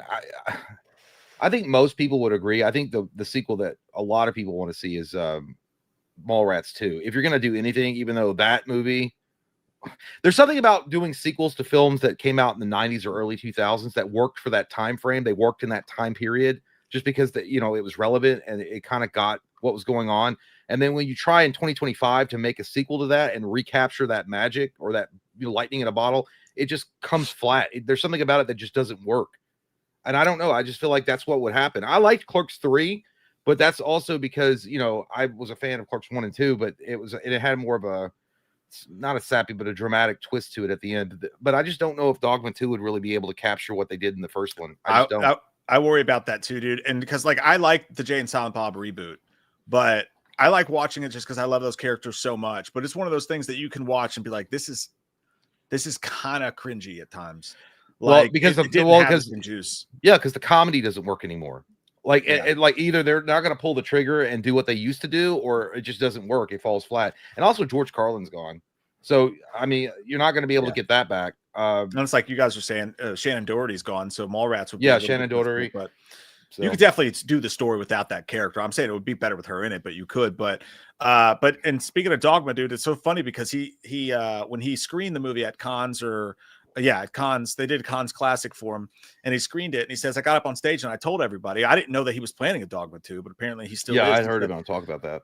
I really thought I was done with the film festival aspect of my career, so I'm here to say I'm going to write a sequel to Dogma, and I'm going to come back to show it here. And everybody in the audience, like, no offense to Kevin Smith, but I think even he would tell you, like, his movies have lost a lot of sauce over the years. But the crowd's like all like hyped, and they gave him a 7-minute standing ovation for Dogma. But when he's like, I'm going to write a second one, everyone's like, okay. Like, congratulations on your weight loss. It saved your life. But I don't know about the movie. Maybe I don't. I think we talked about that before. Kevin Smith has changed dramatically as a director. It just has. I mean, he's just not it's just people do that. Like, they grow up, they change. I don't know. I just don't feel like he's the same director that he was when he did Dogma, when he did Mallrats, when he did Clerks. He's just not. I think he wanted to, and I don't mean like movies need to be offensive or like super anti-woke or anything like that, but like I think he had more of a penchant to just be himself and say fuck society and their rules back then. And now I think he wants to be a people pleaser. I think it's hard to do his style of comedy when you're trying to please everybody, and that's fine. I mean, that's his journey or whatever. He's older, he's got kids, like that's fine. But it's just, as far as the movies go, I think you're right. I don't think they have the same thing. And I enjoyed Clerks 3 as well, but yeah, even when he said that, the audience applauded it. Right next to me, the fest director, he said he's going to show it here, and the festival director said, "If it's good." Like, I mean, at least he's honest. Like you're not going to show bullshit up on my screen. You ain't going to dirty that. Yeah, and it says that the trade war stuff going on between Trump and Canada is actually the reason we haven't got a Jay and Silent Bob 3 yet. Is because he said he was beginning production on that movie earlier this year, but the trade war between the United States government and Canada, where he was going to film it, cost the stoner comedy its financing, and it was going to be called Jay and Silent Bob Store Wars, which is, I like that because of the why don't you go shoot it in L.A.? Yeah, like, I mean, I don't know. Well, he said he was pissed at himself because he's like, if I had more money and did better with my career, I could just finance it myself. But right now it's it's in the ether. Where'd you put all that shit? You gotta be rolling in fucking. But like, dude, I cannot believe that you don't have money put away somewhere that you could finance a little. Because what it would essentially be, it's called, what was it, Store Wars? So it's gonna be Jay and Silent Bob running probably a comic book store. And it's going to take place, wacky people coming into a comic book store, and then they have like antics. Like, how much does that shit cost? Well, that's a good point too. I mean, how much is he worth? Also, like, I don't know, but I mean, I'm not saying, like, I think he filmed. I think for Clerks 1, it was 25 million. So I mean, that's not really enough to produce your own. I think unless you get it really low budget, like $1 million. I mean, like, dude, he made Clerks for like $100,000. You can make it for that, but can you distribute it? Like, I don't know. Then I don't know what the cost. I mean, he might have to make it on digital. He might have to release it to streaming. Well, yeah, because I mean, what he did with and I hate that, dude. Like, I don't think those. I think they immediately. I'm happy to see him, but I think they immediately lose a chance to have cultural value when it goes to a Fathom event or goes directly digital. Like, I believe Jay and Silent Bob the reboot did. I think it went to minimal theaters. I think for it to have a chance to really have a cultural impact, like some of his other movies have, they would have to do that. But I don't know. That's a bunch of stuff I don't know anything about. But we could get a Clerks, or we could get a Dogma 2. We might get a Jay and Silent Bob. We'll probably never get a Mallrats. But I don't know. You know what? I think he's afraid to even touch Mallrats. I think that's honestly something that he's like, he wanted to, but he said he just kept hitting snags. Yeah, but I think that is such a locked in time, like I don't know, like a time capsule of a movie that it perfectly captured what it was like to be the 90s. He doesn't want to go back and really fuck with that. Yeah, because like, what are you going to show them all grown up now? And they got kids that go to the mall and they hang out at the mall and they're like, you shouldn't do that. I remember when I saw a 3-titted or a 3-nippled woman. I don't know. Maybe he's like, it sounds goofy as fuck. Like, it sounds almost insulting to people that liked Mallrats 1. Yeah, and also like you got to be honest. I mean, if he's not the same guy, he shouldn't try to make the same movies. So I don't know. I mean, Dogma 2 might actually be right up his alley. It may be perfect because it's a little bit more on the adult spectrum than, you know, because it deals with religion and all that stuff. Well, what's funny about there was that a movie, poop monster for Christ's sake. He got sake. like death threats and shit for that when he released it. But he's like, but it's funny because he and I admit, I agree with him. He's like, it's the most pro-Catholic movie of. It was almost like a advertisement for the religion, and not in a bad way. But he was getting death threats like, you're misrepresenting our religion. But it wasn't like that. And I mean, when you watch that movie, he's not making fun of it. No, yeah, like they're interesting thoughts, but like I mean, dude, when they made Frailty, Kirshner said that he got death threats like for making Frailty, and that was a pro-Christian. Those were they were demons in the end, though. Yeah, the ones that were criticizing were just demons. I believe them. Then Dutch said malls are dead, that's guys. True. I mean, dude, there's your story. There's your story. I mean, tie it around that. You know what I mean?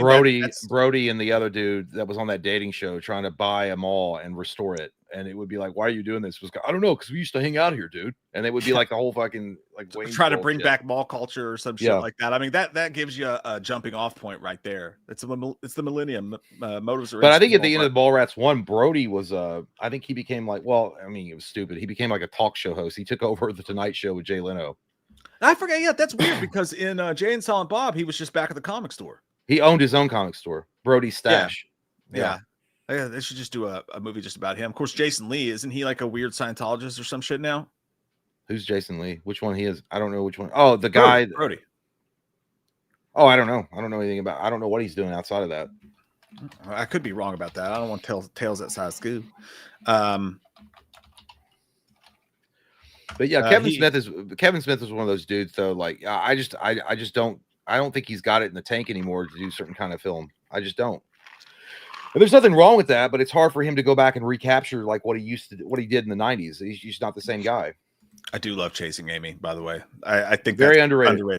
Yeah. I hated it when I was younger because when I rented it, I expected it to be like Mallrats because it came right out after Mallrats, and it was not like that at all. But it was still good. Excuse me, what's a Nubian? Yeah, I got to see two girls kiss. I was happy about that. And then he's like, "You just told her you were gonna fuck her." Yeah, but you just said you were gonna fuck that girl. I was like, "Yeah," and I might. And he's like, "How are you gonna fuck her? You don't have a weed." She's like, "Oh my god!" I fucking love that movie, dude. And you know, Ben Affleck showed his acting chops in that movie. He didn't in Mallrats, but he I want to fuck someplace uncomfortable, like the back of a Volkswagen. But yeah, so yeah, jump over to the vote, the fucking vote. It's the vote. Suck my dick. Wow. Seriously, do it. Never touched that.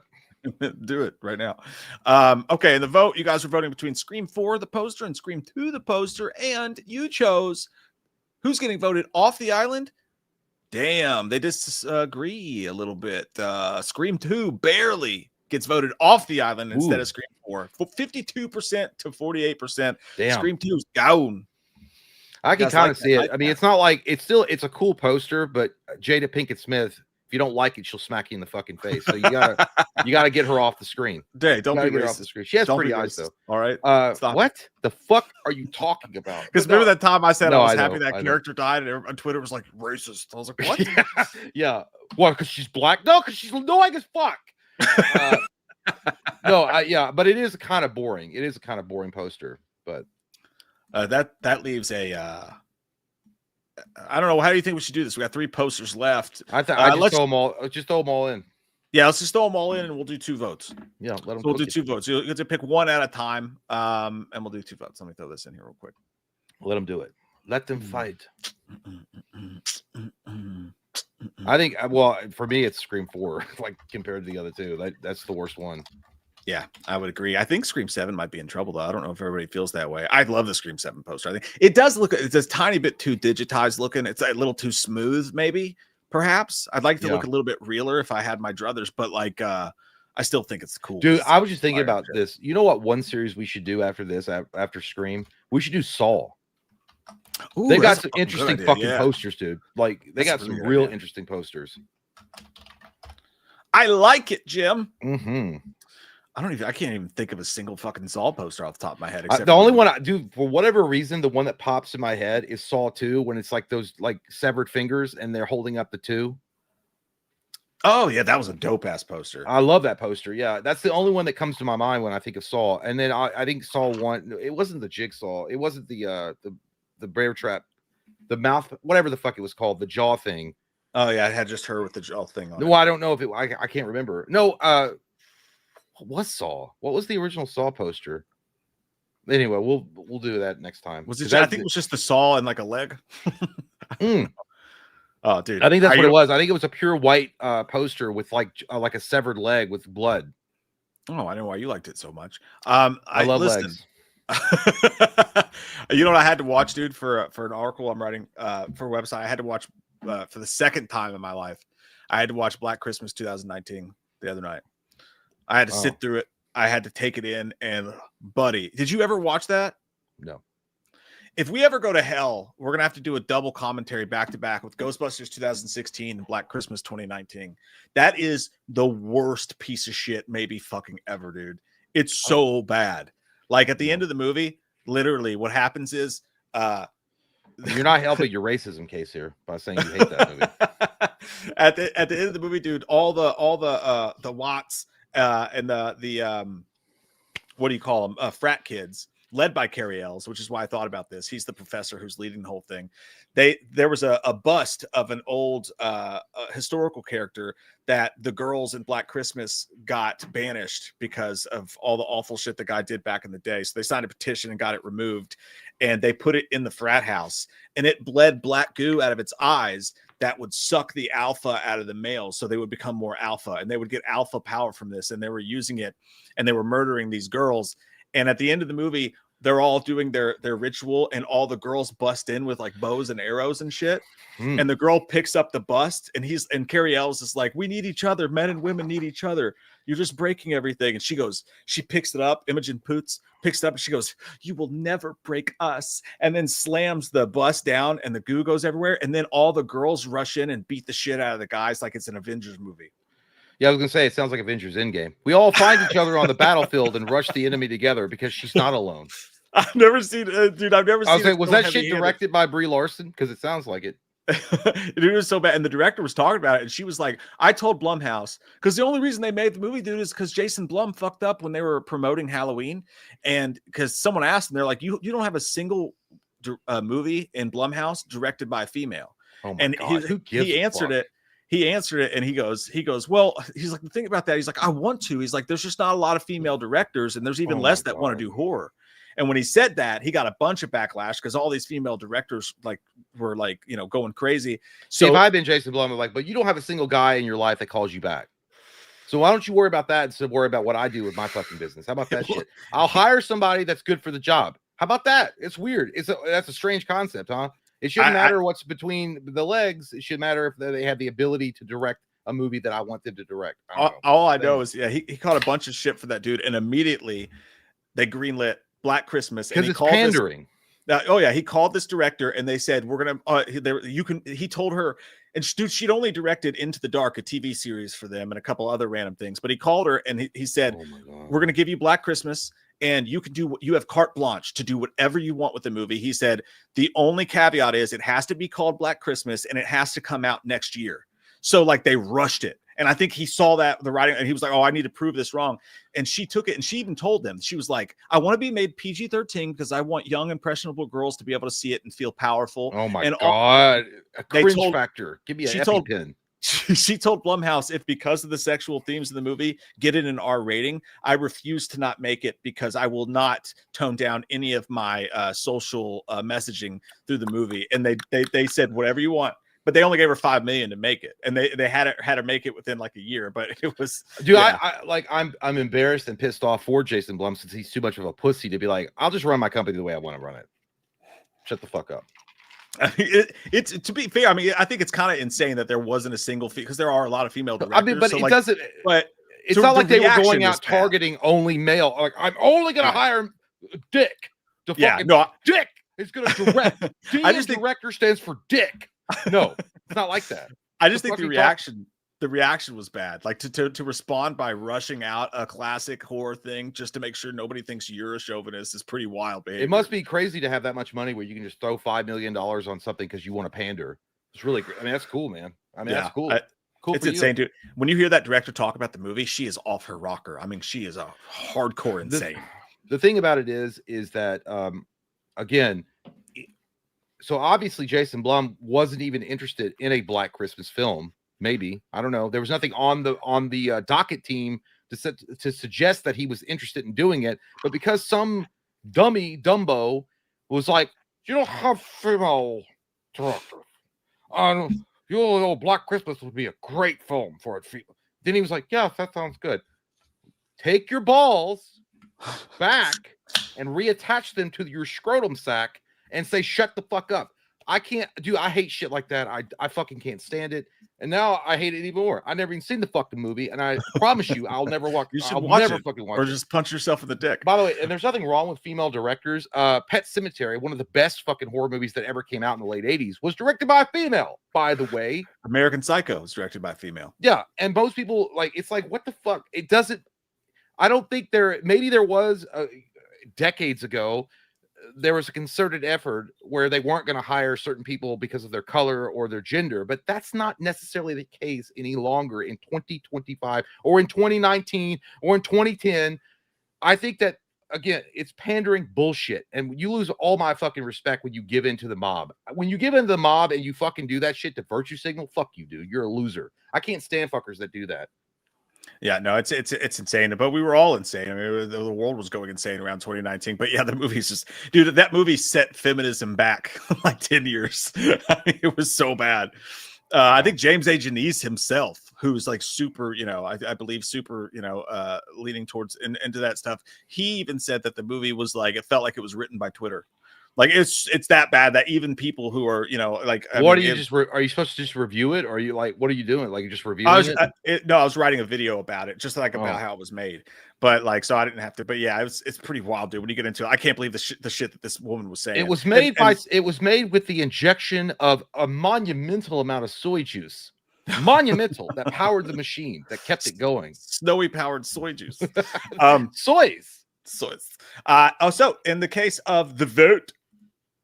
Back to the vote. By the way, that's why I'm glad. Like, I'm not allowed. Mike does the Twitter thing, because if I was on there, they'd be like, Jesus Christ, Jason's the most misogynistic piece of shit I've ever heard. Incel. I would have fun, dude. I'd fucking like troll every fucking body. I would be like, you incel. can't even breathe. No, dude, I know, because you gotta be polite in some way, dude. God damn, I'd fucking sit there and start fucking wars and shit. I would go to town with it, because I was like, I ain't got shit to do. I ain't got shit to do today. I'll just fucking sit there and talk to you all day. It will take up your whole day, and then you go, what am I doing with my fucking life? Why do I care what Soy Boy 19 says? Yeah. But in the case of the vote, you guys have voted Scream 4 off the island at a shockingly high clip of 58%. Goodbye, Scream 4, to you. Scream 7 got the next at 32, and Scream 11% of people voted Scream off the island. So we only have one vote left. Scream 4 goes. And at this point, we're talking about some pretty cool movie posters. So it's not like, we're no longer in Steve's butt territory. I think we're around pretty rad with Scream 4 if we're looking at tier list size. But the final vote, it's the final countdown, is between Scream and Screamus Sevenus, the Midicus. Now listen. So I'll put that in. Now listen. I was thinking of the Poison. Don't need nothing but a good time. When he's like, now listen. That's why, now listen. Not a dollar can pay my rent. When you said that, do you think of Sweet Lou and Grind when he's like, no, that's exactly what I think of. Yeah. No, anyhow, there's something to be said about the original poster. It does grab your fancy. If it was on the shelves at the Blockbuster and you're walking through, like, what's she so shocked about? Is it me? Maybe it's just me. But no, it's like there's something going on in her eyes. I think it would have been really cool if they had put in her eyes like a reflection of the ghost face mask, but they probably didn't think that far ahead, or they didn't want to reveal the mask. I don't know. Maybe there's something, but there's something. The black and white works for it. You didn't see a lot of that shit back then when it came out, like the black and white, the kind of the throwback look to Alfred Hitchcock. It's got like a Hitchcockian type of feel to it. Yeah. Scream 7 is cool. I like the idea with the fiery burst behind him. Like he just dropped the biggest fucking diarrhea load behind him and he's ready to go. I like that. It looks cool. I still out of the two, I'm gonna say the worst is Scream 7 over Scream. I like Scream 1. I think Scream 1 is really cool. It's like, as far as like among all the other horror films that were out during that time, it sets itself apart by being the black and white and having just the face, like some kind of shocking thing has happened. I don't know. I just like, there's a lot of intrigue in that poster. And Scream 7, while it's cool, it just, to be fair, it also looks like a DLC for Call of Duty. I like it, but it does look like a DLC or something. Yeah, no, 100%. I think it's a badass poster, but it's a little too digitized and smooth for me. Scream's definitely my pick, and also the lips. Yeah, is that supposed to be Drew Barrymore? Yeah, it is Drew Barrymore, I believe. Yeah, I think it actually is. I don't know what's going on with that right nostril. I never noticed that before. She's been snorting too much of the cocaine. Yeah, that's why. Yeah, the other side collapsed. The nasal passageway. But that was another thing with those VHS covers, dude, with the red lips. I was like, oh shit, I'm starting to feel things. Yeah, you got an affinity for them red lipsticks. I did it gets me, dude. I don't know what it is. If Mike's driving down the street and a hooker with red lipstick, he might stop. You put that shit on Marilyn Manson, dude. I'm like, I don't know. He's looking pretty foxy tonight. His lips do look pouty though. They look pouty. We're all stars in the dope show anyway. I think the vote is already clearly spoken. It's already pretty heavy. I think we got a winner, and it's no surprise. Scream 7 wins. I'm just kidding. It gets voted off the island, and Scream is the #1 Scream poster. I think we got a pretty good list here, guys. I think this is pretty fair way to rank these bitches. Yeah, good job. And we ain't do it. We ain't the ones ranking it. You guys picked it, which is, if people don't like it, on you. Yeah, so I like it though. We just fluffed it. We fluffed you a little bit. We were fluffers, and then you guys stuck it in, and you guys did a great job. I think that's the perfect list. I agree with every single choice on there, pretty much. Yeah, nice. Well done, guys. I figure like Scream was going to make it, like Scream 1. That poster does it was really good. It was really incredible. And again, it does have the a Hitchcockian type of feel to it. Fat Roll said it's the nose beers. I never heard somebody call Coke that. Nose beers. She was breathing out one side of her nostril to be quiet. She was like, throw the dead towel. Yeah, I forgot about that. Throw the dead towel. By the way, are they still changing your guys' name on YouTube? Yeah, it never changed. I think it's just stuck with it. I'm pretty sure. Couple more news stories to get to, and we'll get to your all's thoughts. So keep those super chats and those stream elements coming. I really do appreciate them. Very, very much so, especially in these coming months. Because I got to tell you, when you get to January, February, March, as far as YouTube ad revenue goes from the regular videos, I mean, it takes a fucking nosedive off a click. All YouTube channels that you know in those first 3 months of the year basically start going to the soup kitchen. Well, they're dead months for sure. I don't know why that is. I don't know if it's because movies aren't coming out or what. No, it's because it's not that. What it is so the people who pay for the ads are like Coca-Cola, whoever, right? But at the end of the year, they pay more because they have their marketing budget. And they know what they have left, so they're feel free to spend it. But at the beginning of the year, they start with a new budget, and they're afraid to spend it because they don't know what's going to happen. So they just pay. Basically, they don't pay YouTube enough for ads. So when someone clicks on an ad or whatever, you get less for it. It's kind of how it goes, no matter what you put out. By the way, do you guys get ads on this? Well, you haven't turned on ads for the live stream. I don't believe. I think on replays you'll get ads in the live stream. No, but during the live stream you don't turn it on. I don't believe. I think we had it on, and then people were like, "What the fuck?" Yeah, because I will say I'm glad we don't, because it pisses me off when I've watched. I don't know that. I don't know, know, dude. so. When I've watched other live streams before, and like content creators during a live stream will turn on aggressive ads, and you'll get fucking like 60-second ads every 10 minutes. It's bullshit. I hate that fucker thing. And then somebody was like, "Oh yeah, just set your VPN to Bolivia or Albania where ads are illegal." And then somebody was, "What about the connection speed?" Jeremy says he does get ads. So every now and again. No, so that's what it was. So sometimes you'll get a regular amount of ads, but you can go. I don't know if you guys know this or not, but like if you're a YouTuber, you can go in your settings and you can put ads in. So some of those live streams will do that. If we wanted to, we could have ads playing every 5 minutes or whatever. It's just like what we have set up, I guess it's just the generic standard. Well, ours is normal. I'm saying like the content creators that turn that bitch to 11. Yeah. You could do that. I hate I that like, by the way, that you just told people like, hey, here's how to go and make sure we don't make any money off of our videos. Go to Bolivia with your VPN. People respect me more. They might super chat more because of my honesty. You don't know. I'm not complaining. It just makes me laugh. That's not how we do things. By the right way, here. your connection speed might be dog shit though. Like I'm just saying, like it's in fucking Bolivia. Oh shit. All right. So a couple news stories to talk about before we get down into the wet part of the evening. 28 years later, the Bone Temple has started screening for those people, journalists, some fan screenings here and there, but some people, some fancy people who live in big cities have seen it, and boy, are they responding. Look, whenever you see a movie having just a couple screenings for people in the media and whatnot, you really have to take those early reactions with a grain of salt, because just about every fucking movie that gets screened early for certain audiences, get wined and dined, maybe it's some free drinks, maybe not, whatever. They're always like, and maybe the movie is good, but like it's always, fuck, this is the greatest thing ever. I came 7 times watching this. Literally, this movie reached out and jerked me off in the theater. So it's always over the top. But 28 years later, the Bone Temple, that's whether they're right or wrong, that's what's going on. The reactions are, someone said 28 years later, the Bone Temple is beautifully chaotic, breathtaking, and everything I wanted it to be. She might be right. You fucking drunk? What the fuck are you talking about? She might be right.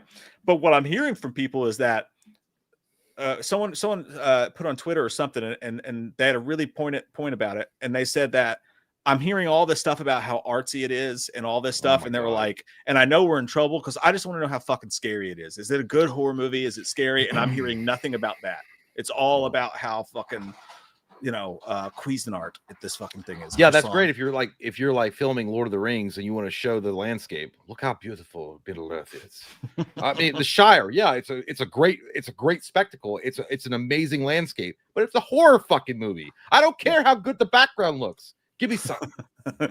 Another one said, director Nia DaCosta, who did the Candyman remake, who's directing this, brought her unique style to this world in a captivating way, and I would watch Jack O'Connell and Ralph Fiennes for hours. Another banger of a film for the franchise. Another person said, of course, one of the best horror films of the last decade, which is kind of what damned Longlegs, because everybody thought they were walking into the pinnacle of movie making under Christ's beard, and everybody had over exaggerated expectations. Another one says it deepens the franchise's lore with new questions and some long-awaited answers in the quietest yet undeniably most brutal installment of the series. Quietest is I don't like to hear that when I'm talking about horror movies. When I read these like critiques, these reviews, nobody talks like this. What the fuck are you lying about? I'd rather just have a straightforward, like, yeah, it was pretty cool, man. There was like some answers, or there was some mystery solved, but overall it's all right. I get it. Yeah, I think people will like it. It's got some scary moments and it's got some good jump scares. I'd be like, that's how somebody would talk, not like the quietest yet undeniably most brutal installment. Did I say Longleaf? I don't know. I'm really losing my shit here, man. I swear to God. But no, I agree with you. Yeah, but everybody's, and it's not everyone. There's some people, and I've been to a couple of these and like talk to the people in the screenings or whatever, and everybody's like, this is going to suck and I'm going to have to say it. And I know it. And even if they don't feel that way afterwards, a lot of people are being completely honest, but there are some people at every one of these things who are just trying desperately to get their fucking quote on the poster. Well, they want to, they want to get that, and they want to keep their swag bag happening where they're still invited to premieres, because if they're going to dog shit on the film or they're going to give their honest critique, they probably ain't going to be invited to the after party. Let's just say that. That's a thing too. And again, it's not everyone, but yeah. Another one said exactly how you do the middle chapter of a trilogy. That doesn't get me excited at all. That does not get me excited. Like, oh, this is a great middle chapter. I love middle chapters. Yeah. Empire Strikes Back was great, but that's not everything. I mean, sometimes the middle chapter can like sag and drag. So I don't know. Yeah, well, that's also not really giving you much. Exactly how you do a middle chapter of a trilogy, right? It's just so vague in that review. Like, it's almost like that guy was being safe, or that chick was being safe in how she worded it. So that's what I was kind of getting at with my thoughts. When I think there's sometimes a code that you can read in these early reactions where if you pay close attention, the person is being nice about a movie, but they're also putting little breadcrumbs of truth in there. Like, you know what I'm saying? Like, Yeah. and I'm not saying this was going on, but the one that says it deepens the franchise's lore with new questions and some long-awaited answers in the quietest yet undeniably most brutal installment of the series. It almost seems like they're hinting, dude, nothing happens in this fucking movie, but I gotta say something nice. So this is the, you know what I mean? Like, I'm not sure if that's what's happening, but it does hint that. Yeah. I don't know. And then over here on another one, look at my dick. That's Jason Momoa's uncle. I got to do. I'm like, you can go ahead. I got to pee again really bad. Enjoy. I'll be right back. Enjoy pick time. Another one here says Nia DaCosta is a director that people need to keep their eyes on for the near future. 28 years later, The Bone Temple is one of the greatest horror movies of the decade. Again, there's that line. As it takes the first movie and goes 10 extra miles with the brutality and intensity of the world.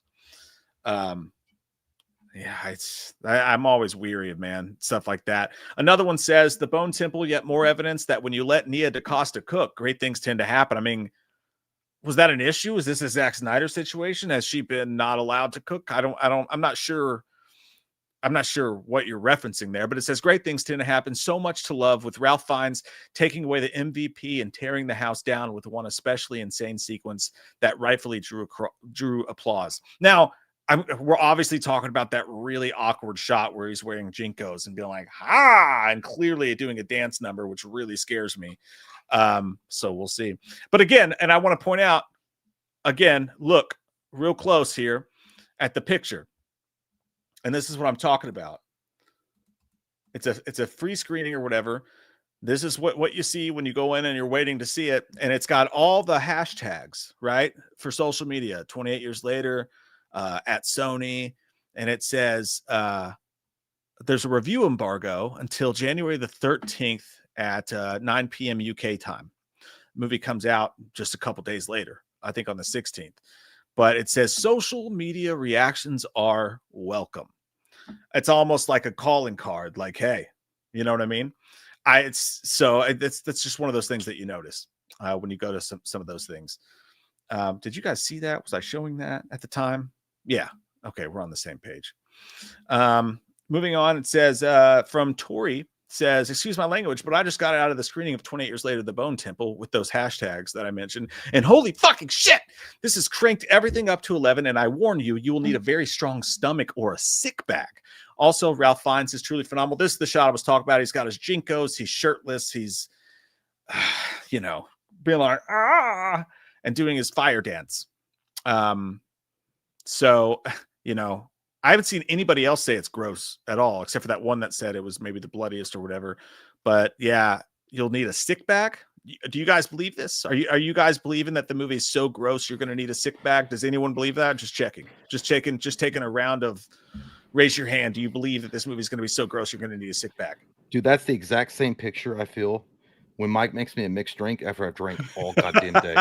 I feel like a champion. And I know it's not true, but I feel like that. I feel like I can take on the fucking world. Like I just hit the crack pipe of all crack pipes and I'll take on the cops. Is that PCP? Maybe it's PCP. Damn, Jake, I didn't know you like to get wet. Yeah. I know you like to get shit packed. This guy says that it's at times relentless, deeply cerebral, and deliciously savage continuation of the story from 20. I hate it when people use delicious like that. Nobody talks like this. No, it's all bullshit. It's all flower language. Tell me what it's true. Another one says, takes some big swings and most of them land. Suspect it will divide fans, but it's nastier and surprisingly funnier than the first part.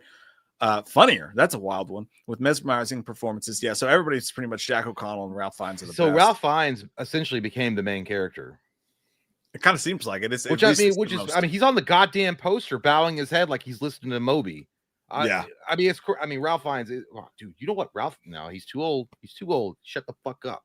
But Ralph Fiennes, think about fucking him. He'd be a good Freddy. I think he'd do it. Yeah. I wouldn't take him out of bed for eating Cheetos. You can't get off the Freddy Krueger conversation, but it's true. Yeah. This guy says it runs laps around 28 years later, which is really saying something. Unexpected, uncomfortable, unapologetic. I thought the big screen zombie story was played out. This franchise has given it a millennium of momentum. They all look like they're standing around listening to Beastie Boys.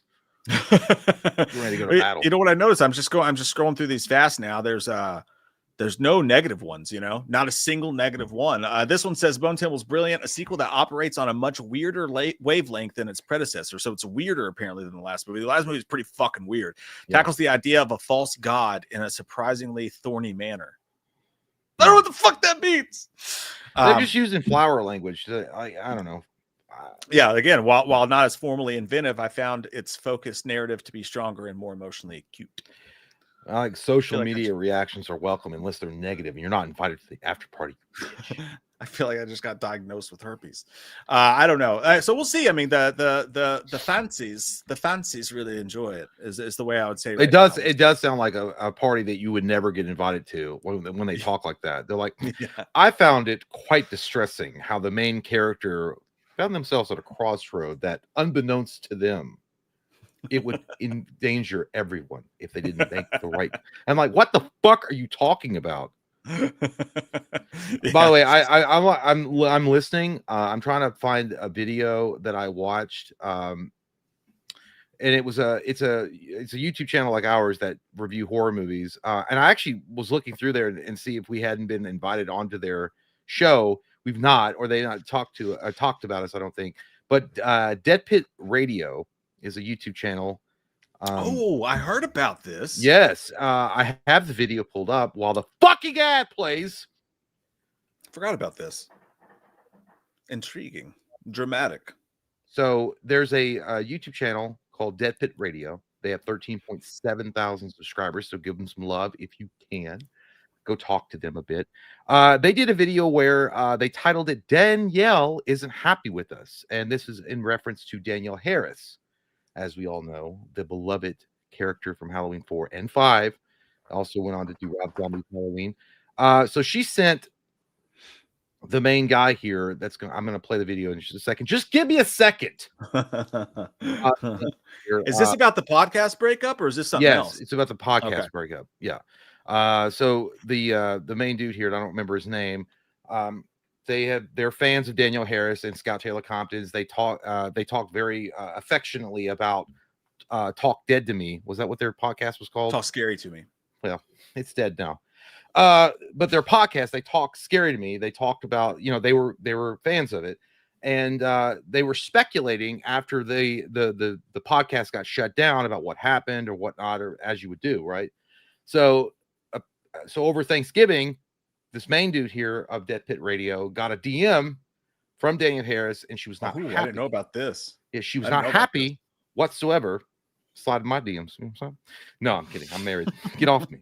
No, but she DM'd him, and she was not happy.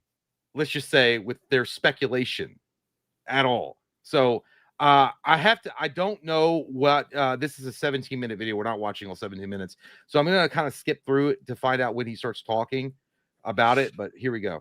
I got to share the fucking screen. God damn it. All right. And in the Talk Scary to Me camp. Why do I feel the show safe already? That guy in my presence. They did cancel the I want a hug from podcast. him. We don't really know the details, but we was just covering news. Hey, I'm his friend. That's all I know. I'd be his friend. Away from, I mean, that's all we were told. We were told this by people that were at the I had to con. speed it up a little bit. People were giving us information throughout the week. And man, like that video kind of took off. It's like 10,000 views. So, by the way, and again, we're not going to play the entire video. I'm not trying to snipe their content. If you guys 100% go watch their entire video, it's great. They explain it very well. But I'm just trying to get it. I don't remember exactly where he starts talking about the DMs. I think it's over like Thanksgiving, but this is in reference to them speculating about why the breakup happened with Danielle Harris and Scott Taylor Compton's podcast show. Yeah, and hang on real quick. So if you don't know, the video I saw was a short with Danielle Harris being the one speaking from them. And she basically said, and I'm paraphrasing, but she basically said that they stopped doing the podcast. They used some of their funds from the podcast they didn't really know each other that well before, and they became friends and started the podcast. And then they used some of their funds from that podcast to produce a movie with both of them in it. And then I guess somewhere around that point, they started to, and again, paraphrasing, drift apart and have different ideas and views on things. So she said that they basically made the decision to go ahead and stop where they were, and keep their friendship. But she kept it. But in reference to these particular gentlemen, they were just speculating on the vagueness of her explanation. I don't know if the video that Mike's referencing came out after this or before this. But either way, these two dudes were just speculating on it. They weren't doing anything malicious, and they weren't making claims that, I think the guy in the checkered shirt that looks like a Home Improvement, I love it, said that no, it's a great I love that show. That's a solid shirt. I'd wear it. Yeah, I love that shirt. But had said something along the lines like he had heard someone close to them something that was going on. But anyway, we'll get to it. Again, for us, I'm not going to watch the entire video. Just a standard video like this. So we got an update, though. If you want to go back and watch that video, you can. We're basically trying to get to the bottom of what happened with Danielle and Scout, because we're big fans of Talk Scary to me. That was like one of our favorite podcasts, right, Uncle Bill? No, I think that's the dumbest shit that ever existed, to be honest. That guy's got points. He got me wet with that. I like that. Right. I was, of course, had to eat on the fucking couch because there was like 45 people there and there was nowhere to eat. So he's talking about his Thanksgiving meal, and this is where he's going to get into the DMs that he received. A spot on the couch in my brother-in-law's bedroom, and we just enjoyed in there. What were you doing in there? As I was kicking back and kind of loosening my belt up a little bit, trying to get comfortable, I looked at my phone. And it said, Danielle Harris has sent you a message. And I was like, oh boy. And man, she sent like a few messages and she was not happy. Right. And she wanted to kind of explain things to me. And she said, hey, you guys stop making shit up. Well, I wanted to make it perfectly clear. I wasn't making any of the shit up. This was stuff that we were told. If it was incorrect information, that's not on us. I mean, we're saying, hey, this is what we were told. This is not a fact. But she did want to clear up a couple things. And I did hear a couple things. And I'm like, hey, we will be fair. I'll make a video on this. By the way, he's going to talk about it here in just a second. But dude, they go so far as to unfollow her from Instagram because she's so mad about their take on things. Yeah, well, I mean, it's like, guys, or Danielle, they're a fucking YouTube channel that's horror centric, that like your fucking podcast, and you're getting pissed off that they were speculating about the reasoning behind your breakup with Scott Taylor Compton, essentially, and you go out of your way to DM them over Thanksgiving to bitch about it. What the fuck are you doing? I've heard things. That's yeah. We'll talk about it, right? Talk about it. Tell me to. And first of all, she demanded that we unfollow her on Instagram. Which she demanded. Okay, so she told him to. That's the easiest request ever. Yeah. She did request that we take the video down, which I did not do because I don't think that we did anything. I mean, it wasn't criminal. What really? Did she want us to take the video down or the post down? What post would it have been? Did we post anything about that? Come on, Henry, tell me. Oh, okay. Well, fuck, I don't know. But she did say that we had the story backwards, that she thought that we were fans. Oh, my God. I guess we're not fans. Let me tell you, this is... Again, I don't want to watch their entire video because I'm not trying to take views from them because this is a popular video. Subscribe to them. Go subscribe to these guys. These I like guys their setup too. They're great. Yeah, they're very down home and they got like some good takes. I mean, don't leave. Don't leave. Not right now. Wait till the video's over. God damn it. But no, the thing is about them though, is what they're saying essentially is like, yeah, okay, so we had some speculation about what was going on. We're fans of her. She knew that. She got mad and then like almost like guilt trips them into feeling bad and demands they unfollow her from Instagram. What the fuck are you going to demand from me, bitch? Fuck you. I would say hell fucking no. We're never going to get her on the show. I don't give a fuck. And second off, why does it make sense at all to go after fucking fans of yours and fans of the horror community in general and then chastise them in this particular way. That seems like counterproductive for people to be on your side. Yeah, I'm just gonna say it's weird. You just turned two of your fans into haters, probably. So, continue. A lot to say about this, really, but this is where like it kind of ends with me. At one time or another, I'd say we both were. I know that I was. I'll speak for myself when I say that, like, I met her at a show probably 10 or 15 years ago and got like Halloween 5 poster signed. It was not a memorable experience. I don't remember anything about it. Like, I just remember that I've got the poster to show that I met her. So I'm sure it was like a really quick whatever experience. But at one time or another, we tried to get interviews with her multiple different times. None of that ever panned out. Several times she didn't respond. And we offered. Sounds familiar. John Carpenter said no. We tried to get John Carpenter.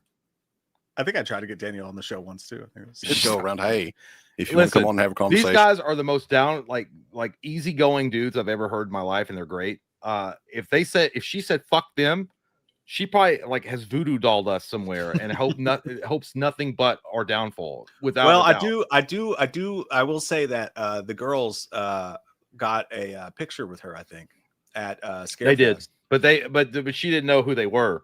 Yeah, but if I'm correct me if I'm wrong, but I'm pretty sure that one of them mentioned the channel. Yeah, and she did. Yeah, I think so. I think they did. Yeah, from what I understand, one of them mentioned the channel, and her face, like literally, like apparently was like, oh, and like it was instant there. That was like, okay, we're not welcome. Yeah, both themselves. You are always welcome. We will be fair, and I'm not going to look. I'm not the type of person who's going to get somebody on there and try to embarrass them or whatever else. Or that's just not going to happen. I'm not going to do it with anybody. I wouldn't do it with Eli Roth, anybody else. But go on. Sorry. Oh, we've never done that. No, we've never had that kind of like issue with trying to get somebody on. Just like, I don't care about anything.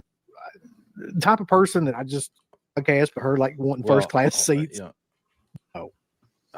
Is she stuck? Your opinion matters, my dude. But I just want to get to. Well, listen, nobody thinks that she's hotter than her. Okay. I'm trying to I really should do like better research. I should have timestamped this. Also, that's one thing I'll tell you right now. Right. Like she absolutely clearly thinks that she's like the best thing going today. She at this point, I mean, can do whatever, but for people to I would probably get used to that. So I mean, everybody is not going to like you, and that's fine. No matter what you do in life, there's always going to be. Okay, I don't remember. It's good advice, by the way. No, yeah, I mean, they're a great show. I don't know what the actual reasoning was that they get to eventually, and I don't know what their speculation was that that she got pissed about. I don't think he goes into it specifically, or maybe he did. I just don't remember. I don't want to steal their whole content. Is the reason why I don't want to keep going, because it's a 17-minute video. You guys can go check it out.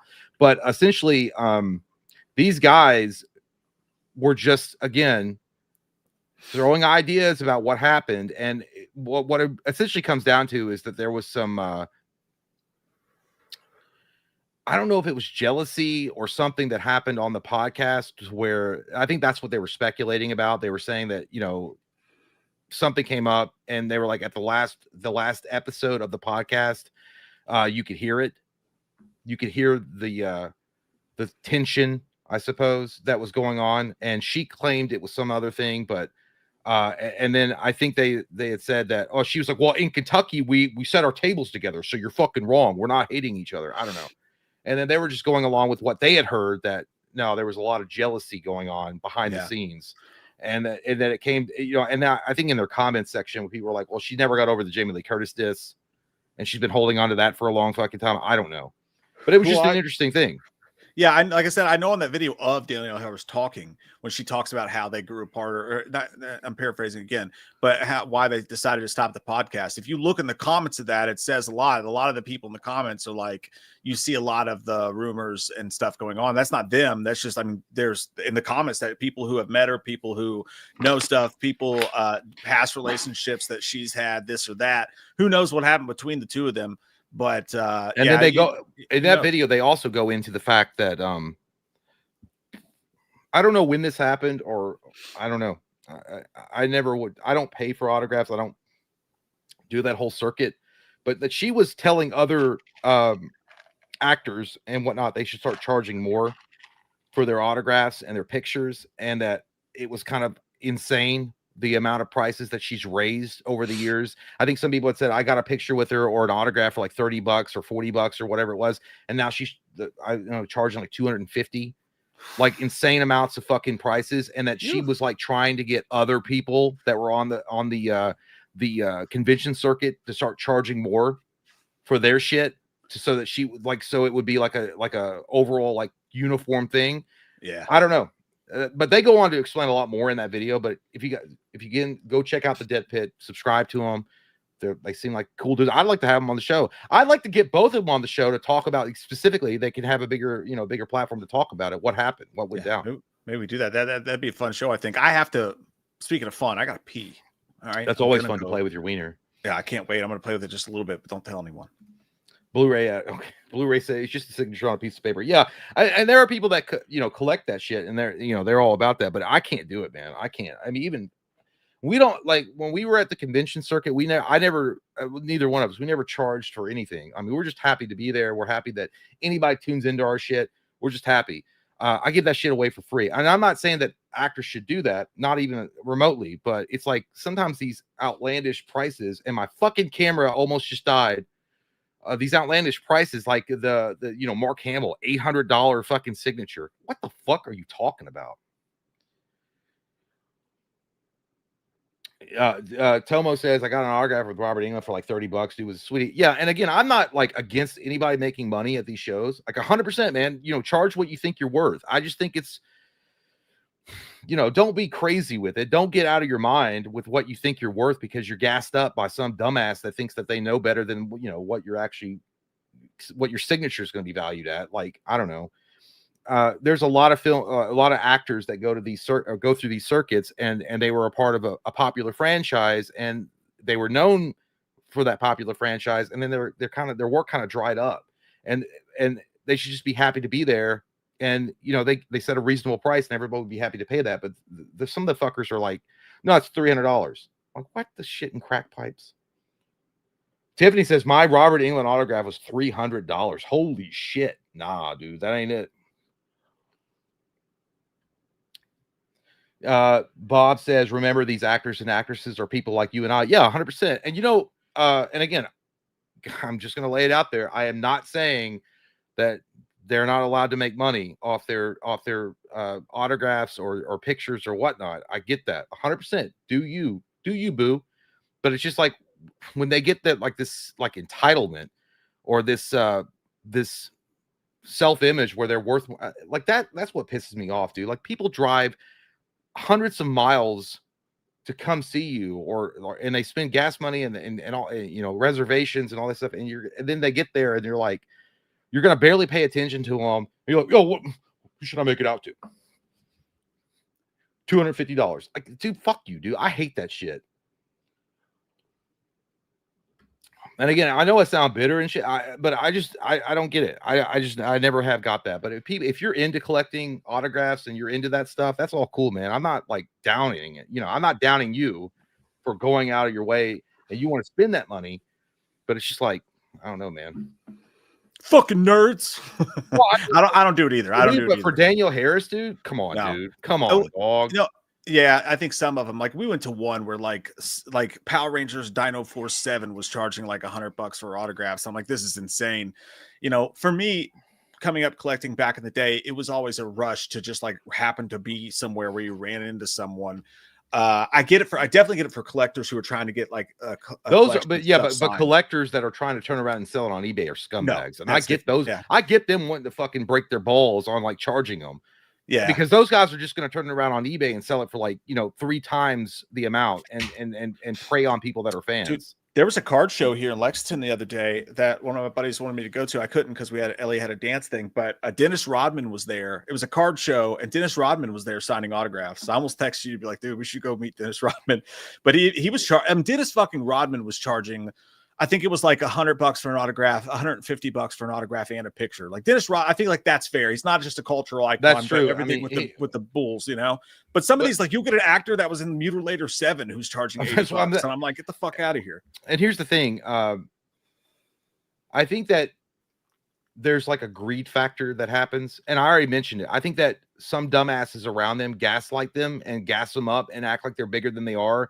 And they should start charging more to, like, pretend that you're this elite level. And it just turns people off, dude. Like, what the fuck? The reason why you even have a career or you even have relevancy is that people are still willing to watch your film or watch your shit. And they're coming, like I mentioned to you guys, in some cases, hundreds of miles just to come say hello, and you're going to sit there and say $250, and then you're going to barely pay attention to them and be a dickhead to them. That's why Scarefest tried to fuck us. Like, that's why Scarefest tried to fuck us, and they put the Grim people, like where our spot was, and try to put us in a dusty hallway because they charge. And I like dusty hallways, but just not the principle. The principle. Yeah, like we gave away all our shit for free. If you came to our booth, you got an autograph and a picture for free, and we just wanted to meet you and say hello. We didn't charge for a single thing. We gave away free candy. We gave away free signed pictures. We took pictures, and that's fine. Not everybody has to do that. And I do think it's a really cool thing for people whose careers who maybe had really cool roles in like 80s movies and stuff like that to go and make some money later in their career. I think that's awesome. Obviously, there's going to be an aspect to that. For some people, they get a big head and they start charging crazy stuff, and that's different. But yeah. Well, and again, I don't want anybody to walk away from here and saying we're disparaging people from trying to make a living doing the convention circuit. Yeah. I mean, even Matthew Lillard, there's a great video of him talking with Skeet Ulrich at some kind of panel where he's like, I want you to guys know, and he was expressing his gratitude that you guys are putting food on the table for my kids, right? Which is good.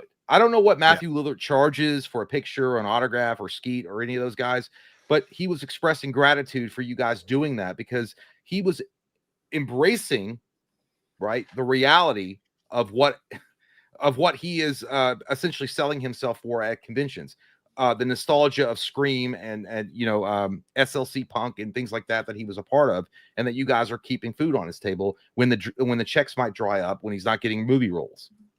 Yeah. And I think he goes into that talking about in Scream that he got like $250,000 check, or it was something like that. I don't know. It was like, it's a lot, but he's like, that's supposed to last you for like 6 months or more. And you got all these bills and shit. You're living out in LA, one of the most expensive cities in the world.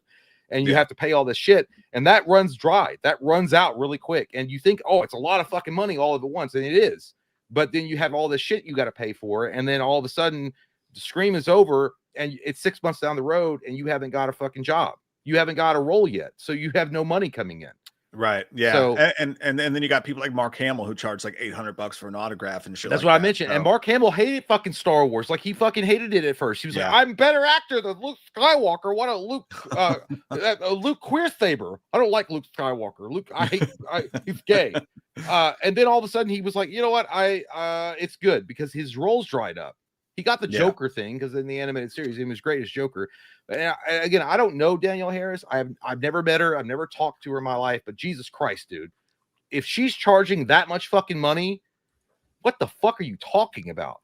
Yeah. And again, I'm not her manager. I don't know. You value yourself at what you value yourself. But let's be honest, dude. Danielle Harris, a lot of outside of the horror circuit, nobody fucking knows. Nobody knows who you are. I'm sorry. Well, and it's cool that actors get that extra praise, and I think it's awesome. But when they take it and turn it into something, that can go to your head. I get it. You travel around, people adore you, and it goes to your head. So some people handle it perfect, like Matthew Lillard, and some people, you got your other side of things, like Michael Biehn when he was rude to me that one time.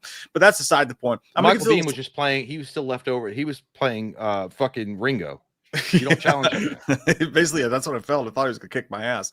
But I would have taken him. Don't worry about it. Just like Ed Harris took him in the abyss. I'm interested to know what the audience thinks too. Like, do you guys think that B-list celebrities charge way too much for, like, they inflate prices because they're trying to raise their status in some way to make it seem like they're bigger than they are? Or do you think it's fair? I think it's because I think that B-list actors, and I'm sorry, Daniela, you're a B-lister. I'm sorry, you are. I think you're a good actress. I never thought you were a bad actress. I think you are a good actress, but your B-list, and there's nothing wrong. I mean, you still got to be in iconic films, right? Yeah. But to sit there and say that you're going to charge $150, $250 fucking dollars for an autograph and a picture, what are you, Chelsea Clinton? Like it boggles the fucking Chelsea mind. Clinton. Chelsea Clinton. Well, from Rush Hour. But what is it, Chelsea Clinton? Oh yeah. Hey, let me get to this last news story real quick because we got a lot of super chats and stuff to get to and run into the third hour already. But this is another one that's going to strike the Ganges of the crust. I don't know what that means, but this is a two-pronged story. Crystal Lake creator teases. By the way, the same guy, Brad Caleb Kane, who's behind Welcome to Derry, which has gotten considerably better. By the way, that stream will be Monday night for the finale, by the way. If you guys want to check that out when we recap the entire thing. Time out before you go on. Allegedly, she charges this. I'm not trying to get sued. But yeah, I don't know. Yeah, I'm not sure either. But there was an update on Crystal Lake, and Brad Caleb Kane told Entertainment Weekly in a brand new interview that in many ways, it's a psychological thriller.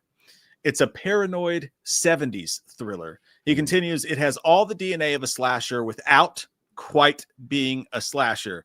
There are rivers of blood in the show. There are very, I think, ingenious kill sequences and deaths and murders, but it's all done in the service of character and theme and place and time. I don't know if this is so you got to trip on LSD to enjoy it. I get it. Yeah, it's hard to say. Like, is he going out of his way to try to set expectation, let you know this is not a slasher show, but also I swear we're going to kill people. I don't know.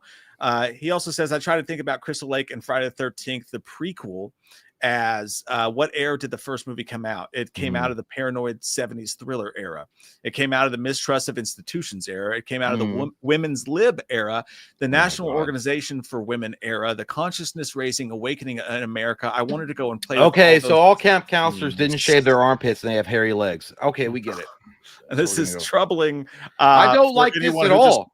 Yeah, I think if you thought this was going to be anything resembling a Jason movie, I think you're definitely going to want to set your expectations. Dude. Immediately, we're going into it's about women's lib. I'm like, it's a fucking it's a fucking great show. But yeah, I don't know. Why you do this to me, Dimitri? Why you do these? Here's the thing: as soon as the women's lib movement was fucking mentioned, here we go. Burn them fucking bras, hang them titties out. And shake them around, and don't shave your armpits. Fuck the Blessed man. Are they who come to my supper? Did the fucking original Friday the 13th even address that shit? No, they didn't give a fuck. There was people fucking by the lake because that girl thought that guy had a big dong and wanted it inside of her. And then Jason's mom was like, no, fuck that, and killed him. There's nothing about this shit. Why the fuck would you say? Well, we have to consider the time frame, right? The women's lib movement was going on. So therefore, it's going to affect my decision on how I'm going to shoot this. I have to consider these. No, shut the fuck up, dude. Shut the fuck up. That has nothing to do with it. Don't inject that shit into it. Just make a slasher thing. Maybe it'll be great. But I'm just saying, if you're reading the tea leaves, just set your expectations to the gas tank's on empty, and the gas station is about 3 miles down the road. Oh God, I hope it's great, man. I hope it's great. Hey, here's the thing. I hope it's great too, and I'm all in this corner to be a good show, but I don't care. The alarm bells are going off. Well, yeah. First off, I just think the premise is stupid. I don't care about the prequel. I don't give a shit. I want to see Jason. And to be fair, like, it's not going into it knowing it's going to suck and hating it. Like, prove me wrong. But like, if you came to me with this idea, if I'm taking pitches for a Jason prequel, which I probably wouldn't even do, but if I'm taking pitches for a Jason prequel, the only thing that's gotten me excited about this is the fact that they at one point they said, and this is before it changed hands, that it was a pre-remake-ule. So they're going to eventually go into some of that stuff. I was like, okay, that I can get behind. Okay, but is it going to come out? Is it going to become like Welcome to Derry, where all you're doing is counting down the minutes till Pennywise shows up on screen? But at least they got there. I don't think we're even going to get there with Jason. I don't know. I think Jason pops up. I do. I think that Jason pops up at some point in the series. Yeah, there's at least been one cast. Is going to be the last shot of the season to try to bunk us into a season 2. I don't know. But that also fucking sucks because I don't want to waste my time worrying about whether Linda is going to shave her armpits to protest her fucking boyfriend. I don't know. Don't care about that shit. Yeah, I don't know. I really don't. And I also think that we're playing with fire because, dude, it's not just about Crystal Lake. It's not just about Jason. I firmly believe, dude, I believe this in my heart of holes, that the reason you haven't heard any news about the Halloween Miramax TV series is because they're waiting to see what happens with Welcome to Derry, and they're waiting to see what happens with Crystal Lake before they decide whether or not to even do a TV series. Well, I think And go ahead. No, I was just saying the fate of Friday the 13th hangs in the balance a little bit here. Are they going to greenlight a movie if the show fails? And if the show sucks and it doesn't, and people feel duped by it because there's no Jason or whatever, then, I get hardcore Jason fans like, there's a small percentage that would love to see it. And that's cool. I would love to see a follow-up to Halloween 6, The Curse of Michael Myers, but I realize that not everybody fucking wants that. And that's not going to be commercially viable. So like, I think if this show fails, it's really going to hurt not just Friday the 13th, but it's going to hurt horror TV series in the future. And I don't like it, Don, what I'm hearing. I think that Welcome to Derry is going to do well. I don't know what the I don't know what the viewership is. I don't know. I think I'll wait until after the last episode, but the first 2 episodes were banger. The last 2 episodes are seemingly the episode before the last one that's going to be out next week was awesome. I don't know if they're gonna the whole fucking premise is so goddamn fucking stupid, dude. The prequel shit is dumb as hell to me with Jason Voorhees. They don't give a fuck about Pamela and why she's fucked up in the head. We know why she's fucked up in the head. A bunch of horny teenagers in the 70s decided to fuck next to the lake and not watch the fucking retarded kid die in the fucking told that story. Water. Or I'm sorry, the deformed kid. I don't know if he was retarded. He might have been. I don't know. That's terrible either way. But they didn't do their job, right? That's what happened. Yeah, we did this. I don't care about your motivations. Mm-hmm. So quickly moving along into this next thing from that, you can make your aspersions from that if you want to. This starts with good news and it ends with questionable news. So the Friday the 13th site here had an interview with Sweet Revenge director, friend of the channel, awesome dude, Mike P. Nelson. Check out our interview with him about Sweet Revenge when you're done with this. And he said some interesting things. We asked him, hey, like, is the Jason universe going to let you make this into a movie? And he's like, I don't, he obviously doesn't know yet or what's going to happen with this. But in this interview with Slash Film, he talked about the movie version of Jason. And it's pretty interesting. He said they are working on it. That I can promise you, because I've heard of it. And because I have direct communication with the Jason universe, it's there. So that's really happening. And yes, they have reached out to him about it. As have they've also reached out to other people.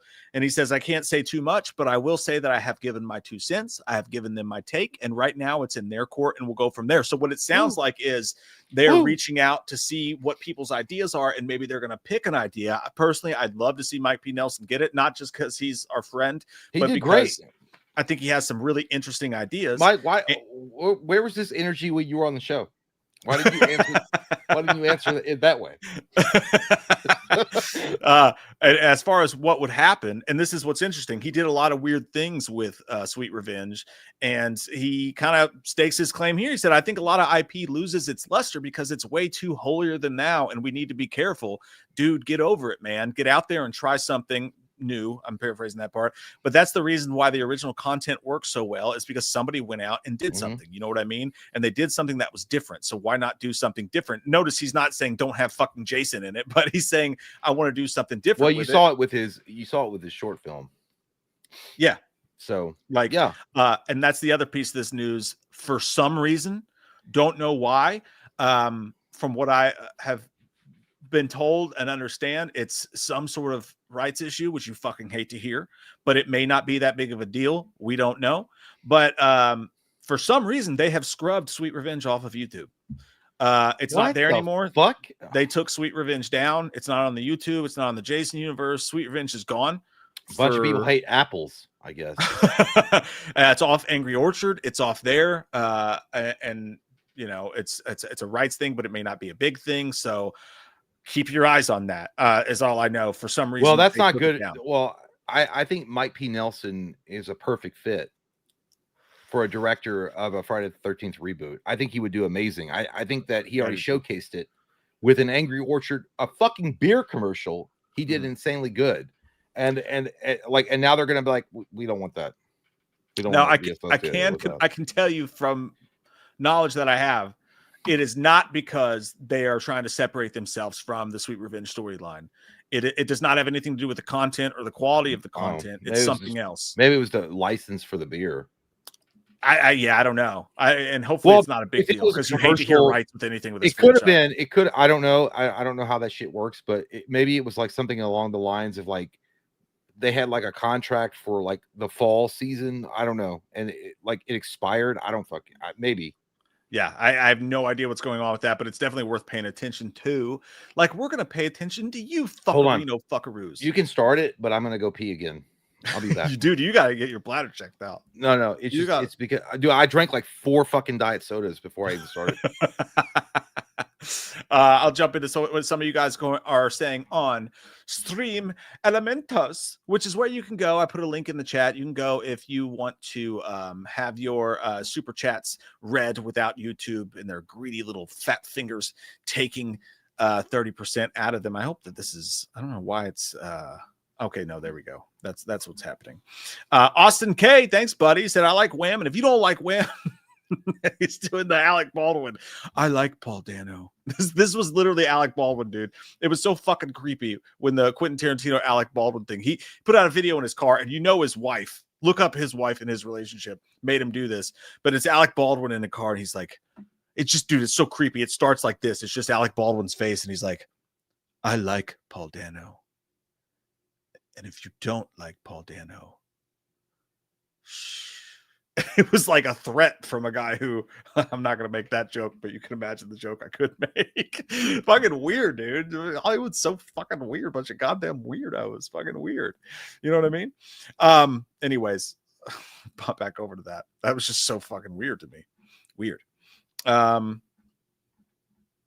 Austin said, if you don't like Wham, hey guys, Mike, you getting the Dogma 4K? I mentioned that earlier. I love Dogma. I don't see the reason to own it on 4K because it's comedy, but I guess I'm not everyone. Tons of extra goodiness. No, that might be the special features may be worth it. I do have Mallrats on 4K.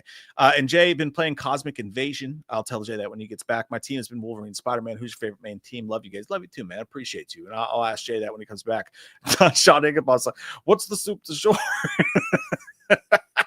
Man, tomorrow said over the weekend I ran the Savannah, Georgia bridge run. It was a 6-mile run, and the entire time I listened to you guys. I also rewatched Captain America: Winter Soldier, and damn, the Marvel fall off is crazy. In my opinion, it's a top 3 Marvel movie. I can speak for Jay Man of Tomorrow. It is a top 3 Marvel movie, at least top 5, no doubt. Fucking great film. And it felt a little different than the other Marvel films. I felt like they were onto something and they didn't follow it through, with that one. Jay, I know you agree. Fucking Winter Soldier is badass. Fucking awesome 100%, shit. Yeah, it's amazing. Austin did ask why you were gone. He's been playing Cosmic Invasion. His team has been Wolverine and Spider-Man. Wants to know what yours was. What's yours is? I said it earlier, dude. Nova and Silver Surfer. I mean, don't ask me questions I've already answered. That's a deep cut. Nova in there is fucking. Dude, it's bad. Like one of the last mission, one of the challenges is to beat it with Nova. Like he's somehow a weak bitch. He's a great fucking character. Nova's badass, dude. That's so funny because like way back in the day, like when me and Jay were just little chitlins, my best comic I ever had, I traded Jay like several comics for his Nova #1 issue. And that was the fucking like prize of my collection. I sold that bitch a couple of years ago. You shouldn't have. It sucks too because Nova, Rich Rider, which is the character's real name. Supposedly they're gonna make a Nova show or a Nova movie. It's gonna take up in value. That's true, but I got way more than whatever shitty comics I traded you. I won that trade in the end for sure. You did. I was stupid. Jake says, congrats to your Packers, Mike. Close one. Yeah, Packers fucking beat the Bears. Jake, I know like a lot of Bears fans are really upset about this. It was not that close. Like they came back in the end. The Packers play everybody close. They let everybody get in there. Packers still own the fucking Bears, and in 2 weeks it will remain the same. But he says, almost Christmas, boys. You having your shopping done? I'm about to drop 17 undies tomorrow for the PC my girlfriend won. So RIP to my wallet, but then I'll just be just about that. Hey, first off, shout out because she's got to be a gamer for having a PC that expensive. And shout out to you for being able to provide it for her because holy fuck. My PC wasn't $1,700. And I'm halfway done. I'm waiting for my wife to give me a list of what she's gotten the girls so that I know not to buy the same things. I told myself on Black Friday I'm going to get it all done in one day, but then it got too confusing because people were buying the same shit. So I'm about halfway done. I need to get on that shit. Cool stuff, man. What do you get in April? Don't tell me you're not getting her anything, because you know this. You know how this conversation goes. She says she doesn't want anything. You do not believe her. You buy her something anyway, so you're gonna be in the doghouse. We're trying to save money this year. Yeah, but when she comes up to you with a nice We button both up and you don't have agreed to anything, it, fucker. oh, I knew it. I fucking knew it. You can't listen to that, Jay. You gotta go and have a surprise. If she doesn't bring you anything, you can return it if you want to, but you gotta have something in the whole shy surprise. I'll deal with it. I know I've saved your ass at least once. And by the way, $1,700 for a PC, dude. God damn, she must be an angel. That's a lot. I thought you were going to say something. So I bit my tongue a lot, and I'm being nice. So how about not dwell on it? Tiffany, thank you. Tiffany says, "Hey guys, how are you? Did you make a prediction for a horror movie or any genre that everyone thought you were nuts and way off, but ended up being right? P.S. Just saw Five Nights at Freddy's 2, and it was terrible. It was terrible." She said any genre. Well, I'll tell you that a movie that I don't know if we did a prediction for it, but we have constantly sucked its balls and say it's one of the best films out there in the superhero genre is Man of Steel. I don't give a fuck. Yeah, I agree. I was going to go BVS actually, because even if that prediction hasn't come to fruition yet, I fucking guarantee you guys that before time is done, before the Russians bomb us, the world's going to come around and realize how fucking great BVS was.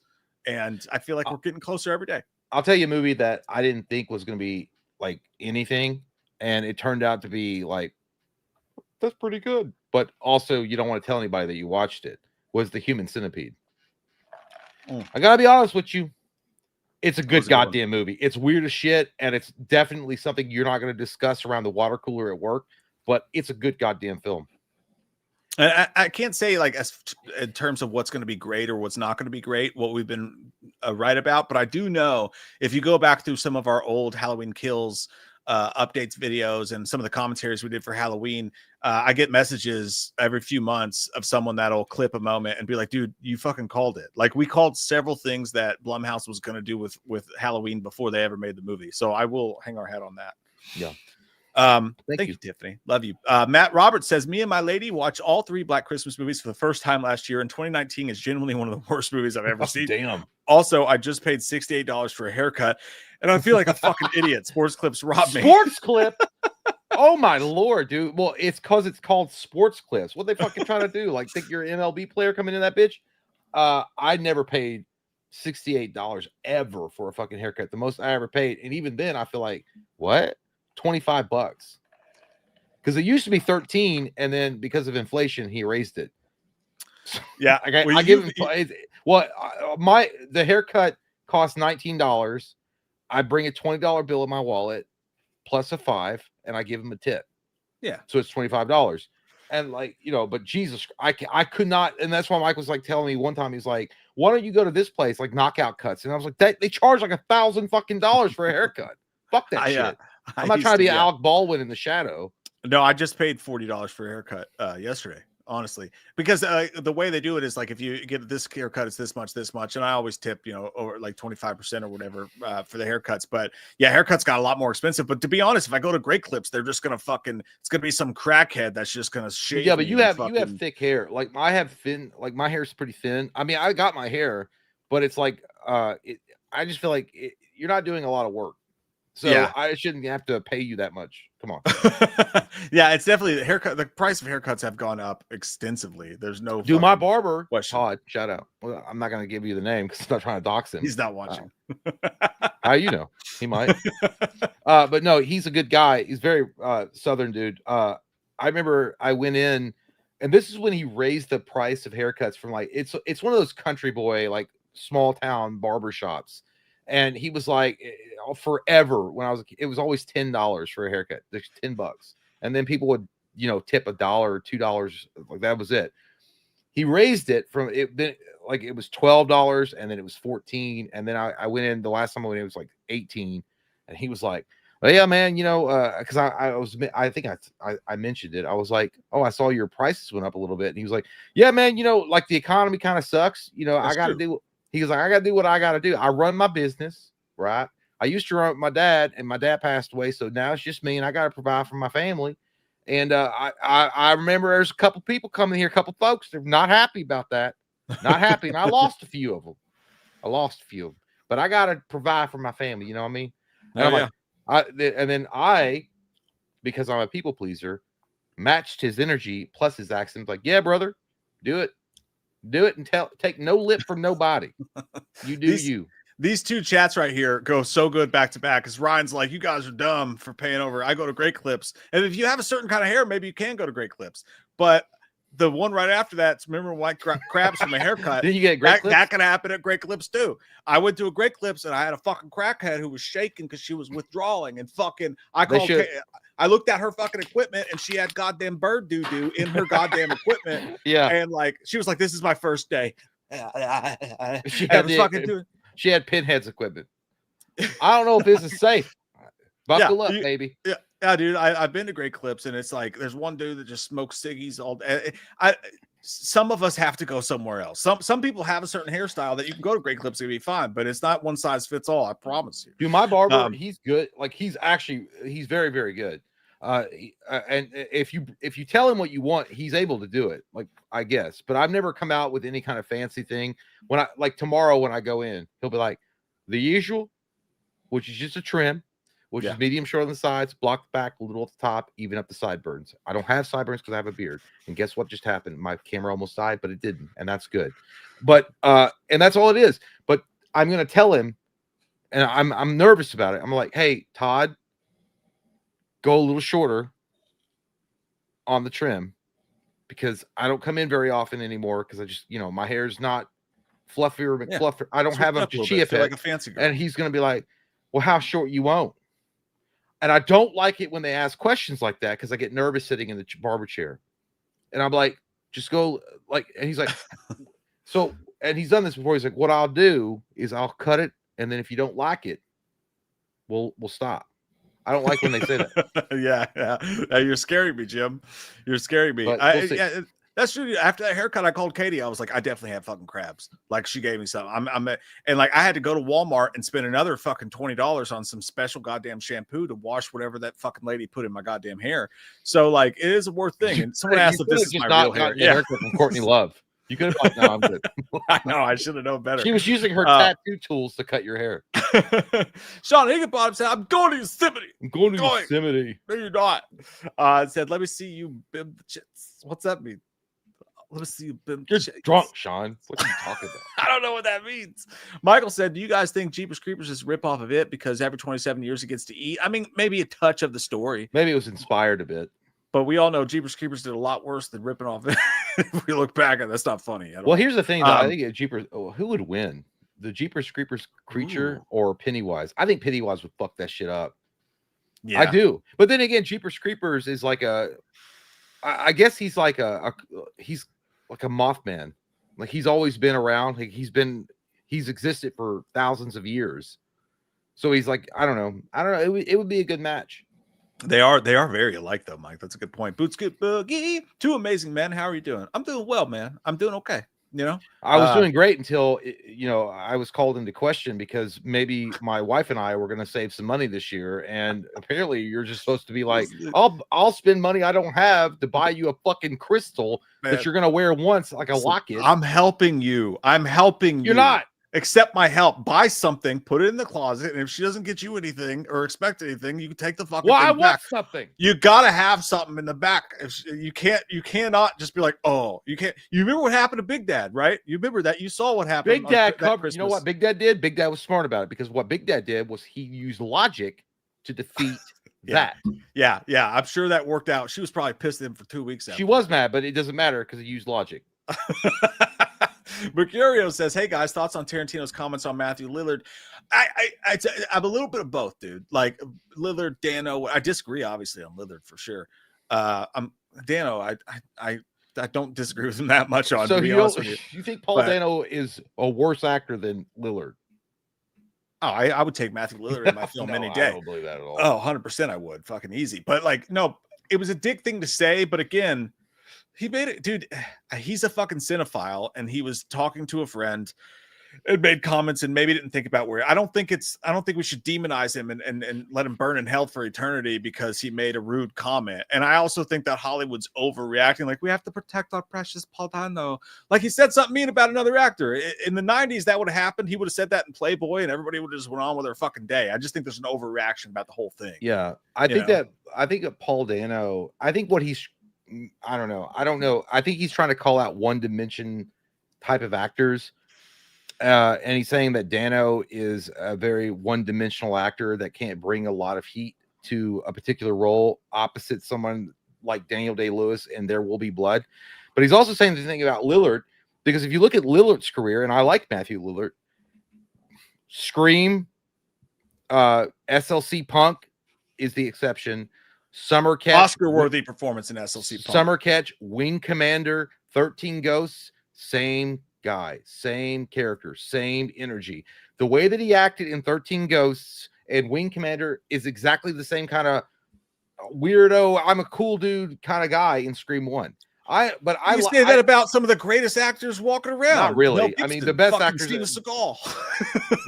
All right, Steven Seagal's a stretch. Brad Pitt, no. Tom Cruise, no. Leonardo DiCaprio, no. Ryan Gosling, no. Colin Farrell, no. And there's a lot of actors that you can stack against Lillard and say he's not on that level. But what has Ryan Gosling ever done that you've been like, oh, that's a completely different performance than the last performance? I think he was a great in Drive. He's a totally different dude than he was in. He just didn't talk. That's not a fucking. In Drive, he was a totally different dude than he was in the sequel to the Harrison Ford film that he was in. What the fuck was that called? Not my fucking brain. Fracture. No. Shit, dude. Harrison Ford made Blade Runner 2. He was a totally different. He was great in that. Ryan Gosling did the Pines where the red fern grows. The Pines thing that he did, totally different than he was in Drive. I think every movie star seems the same. I think that there are certain character actors that work out really well, and they do a certain performance, and people like that. And there's other actors that are elite. I don't think Matthew Lillard is an elite actor. I don't think he's a bad actor. I just don't think that he's an elite actor. What Tarantino was saying, and I don't even defend him necessarily, but in this particular instance, I'm saying he probably was saying that these are one-dimensional actors, and you put them opposite of a great actor, and they didn't deliver. I think he's a little harsh. I don't think he should have said it out loud. I don't think he should have said that, because I think that his words carry weight. But I mean, to say that Paul Dano didn't do a good job opposite Daniel Day-Lewis and There Will Be Blood is kind of retarded, because the whole point of that role that Paul Dano played was to hate him, and everyone fucking hated him in that movie. He was the crazy fucking religious dude that was like being a manipulative snake. I mean, I don't know. Like Paul Dano to me is like, hey, you need a weird fucking dude who may touch kids. Hire Paul Dano, and that's not. I mean, he did that in Prisoners. That was literally his role. I'm not being facetious, but I think that the Batman, a lot of the greatest actors are the same in every fucking role. I don't think that's true. I mean, I just don't. I mean, I don't think that. I think there are actors you can look at, like they have versatility. You can see, like they can play a role here. Daniel Day-Lewis is a guy that can play any fucking role, and he chameleons himself perfectly. You don't think there's versatility in Matthew Lillard in SLC Punk versus Matthew Lillard in one movie? But I mean, how many chances do they get? He wasn't a guy that got a million chances. But I said the exception of SLC Punk, every other fucking thing was the same. Well, that's one. I mean, that's what I want. But that was the only. But I'm saying that that was the only one. Yeah, well, that's a whole different conversation. But I think either way, like as far as what he said, like, he's a right to say what he says, and people have a right to be like, hey, that's a dickish thing you said. But Quentin Tarantino is a weird fucking guy. I mean, he likes to suck feet. Sean A. Higginbottom says Jay's response to Monopoly is the same as rim jobs. What are you? I don't know what that means. I would definitely have a worse response to that being asked to do a rim job. But he does not like it. I don't eat crack. I don't snort it. I don't smoke it. I don't eat it. So Michael Parton, no, he shoots it up like a man. Michael Parton says there needs to be more superhero movies like Batman Returns. Like I will see a Scarlet Witch movie if it's Batman Returns dark, weird, and gothic. I think you're 100% right. Not even if it's Batman Returns or whatever, but there needs to be different levels of superhero movies. They shouldn't all feel the same. And when people are chasing Rotten Tomatoes scores, they're chasing Marvel, and like that's gonna end in superhero fatigue, which is where we're in. You know what? Somebody asked, I think Tiffany asked earlier, what's a thing that you guys were right about that people gave you shit about? And I think it's that we said superhero fatigue was here like 10 fucking years ago. Yeah, we said sure. this Marvel formula is going to get tired and everybody's going to stop blowing every movie it does. And guess what happened? They came out with the Eternals and a bunch of shit. That is exactly what I'm saying. Yes. But I agree with you though. Even if you look at like Matt Reeves' The Batman, it's like whether you like it or not, it's a totally different vibe than a Marvel film, right? It's dark, it's depressing in a lot of ways. You look at the majority, like all of Snyder's films that he did with DC, it had its own identity, right? It had its own separate identity than the cookie cutter Marvel universe. And there's nothing wrong, by the way. We're not shitting on everything that Marvel does, but they have a very distinct identity. Yeah. So weird and gothic. Look at like The Crow, right? Bring more of that shit. Yeah, I agree. Blade completely. back in the day. Spawn. Yeah. More R-rated, darker stuff. I mean, we grew up with it. We're adults now. We can handle an R-rated film. Jesus fucking Christ. Look at how good Deadpool Wolverine did. Michael says also the Game Awards are awesome. Are you excited about that, Jay? No. I don't. There's not anything that came out that like I don't know. Like I don't play every fucking game, but I think that Ghost of Yotai will probably win. I don't know because that seems to be like the game that's on everyone's lips. It's not a gaming thing, but this is the worst season of being a movie fan for me. I get so bored with all the who's going to win what award and the Gotham Awards and the BAFTA and the fucking like, dude, it's the most egregious bullshit ever. Yeah. Like, I don't care. Like, these people voting on it are a bunch of highfalutin doucheholes. I hate it. Yeah, they all. Well, it's like that Ricky Gervais thing. It's like you all just stand around and clap for each other and give each other awards. Yeah, that's what you do. You don't like who gives a fuck. I do not understand the obsession with the Oscars and shit. Ben Element says, got my Black Christmas OG 4K Steelbook today. Hell yeah, that's a good fucking movie. That's another thing they did in that 2019 reboot, dude. Genius decision, by the way. In 2019, they said we don't want the phone calls, the creepy phone calls where he's like, shit. They were like, we're gonna have him do texts. So he would text them and be like, I will bring you to your knees. And so at one point he texted emojis. He was like, it was a pig and it was a cat, and it was meant to be piggy pussy, is what he was trying to say. And it was like, this is fucking stupid. But the original was great. Wade's Movie World. What's up, dude? Good to see you, man. He said, hey, Wham, gentlemen, how about my Texas Tech Red Raiders football team, Big 12 champions, first time in program history, Wreckham, Texas, Red Raiders. I was happy to see them beat the shit out of BYU and those weird-ass Mormons. So, hey, they're in the playoff, man. It's going to be interesting to see what happens, but Ohio State will wreck anyone who comes along. Take it or leave it review says, men, my $25 Patreon review, Deuce Array 2024. I got your email. I did not get a chance to respond to it yet, but that was his choice. I remember you talking about it in the chat. I feel like we watched the trailer. That's come up multiple times. Yeah, but we will absolutely do that. That will be a couple of the Patreon reviews you guys are going to be seeing coming up are going to be in live streams so that we can start getting those done. Thank you, man. Looking forward to it. Florida, Dan, good to see you, buddy. Pick one writer, one director, team up on a movie. That's a good question. Fuck my ass. I want to see John Carpenter write a film and James Cameron direct it. Well, I want to see John Carpenter write a film and David Fincher direct it. That's. Why don't you be a contrarian bitch to my fucking words? I want to see Diablo Cody write a Spider-Man movie directed by James Cameron. No, in all honesty, dude, that's a tough question. There's so many. Fuck me. I'm not lying though. I think John Carpenter is he actually is an incredible writer. I would love to see him write a film in his style and his way, and then have someone like James Cameron, who's like the golden boy of Hollywood, direct it. Because I think that James Cameron can get in the dirt. He can tell a fucking movie that's not exactly what his forte is. Yeah, and bring his sensibilities to it. I think James Cameron and John Carpenter would be insane, dude. I think that would be, first off, that would be one of the most expensive movies of all time, just out the gate, to have those guys working together. Man, that's a really tough question because I'd have to really rack my brain to come up with the right. What about Steven Spielberg and James Cameron? That'd be crazy. But like neither of them specifically a writer though. Like I would. Oh my God, you know what? I would love to see fucking. Battery died. Uh-oh. There he goes. There goes that man. There's so many. There goes my yeah. Let me say, I'd like to see. Oh my god, there's too many options. There's too many fucking options, man.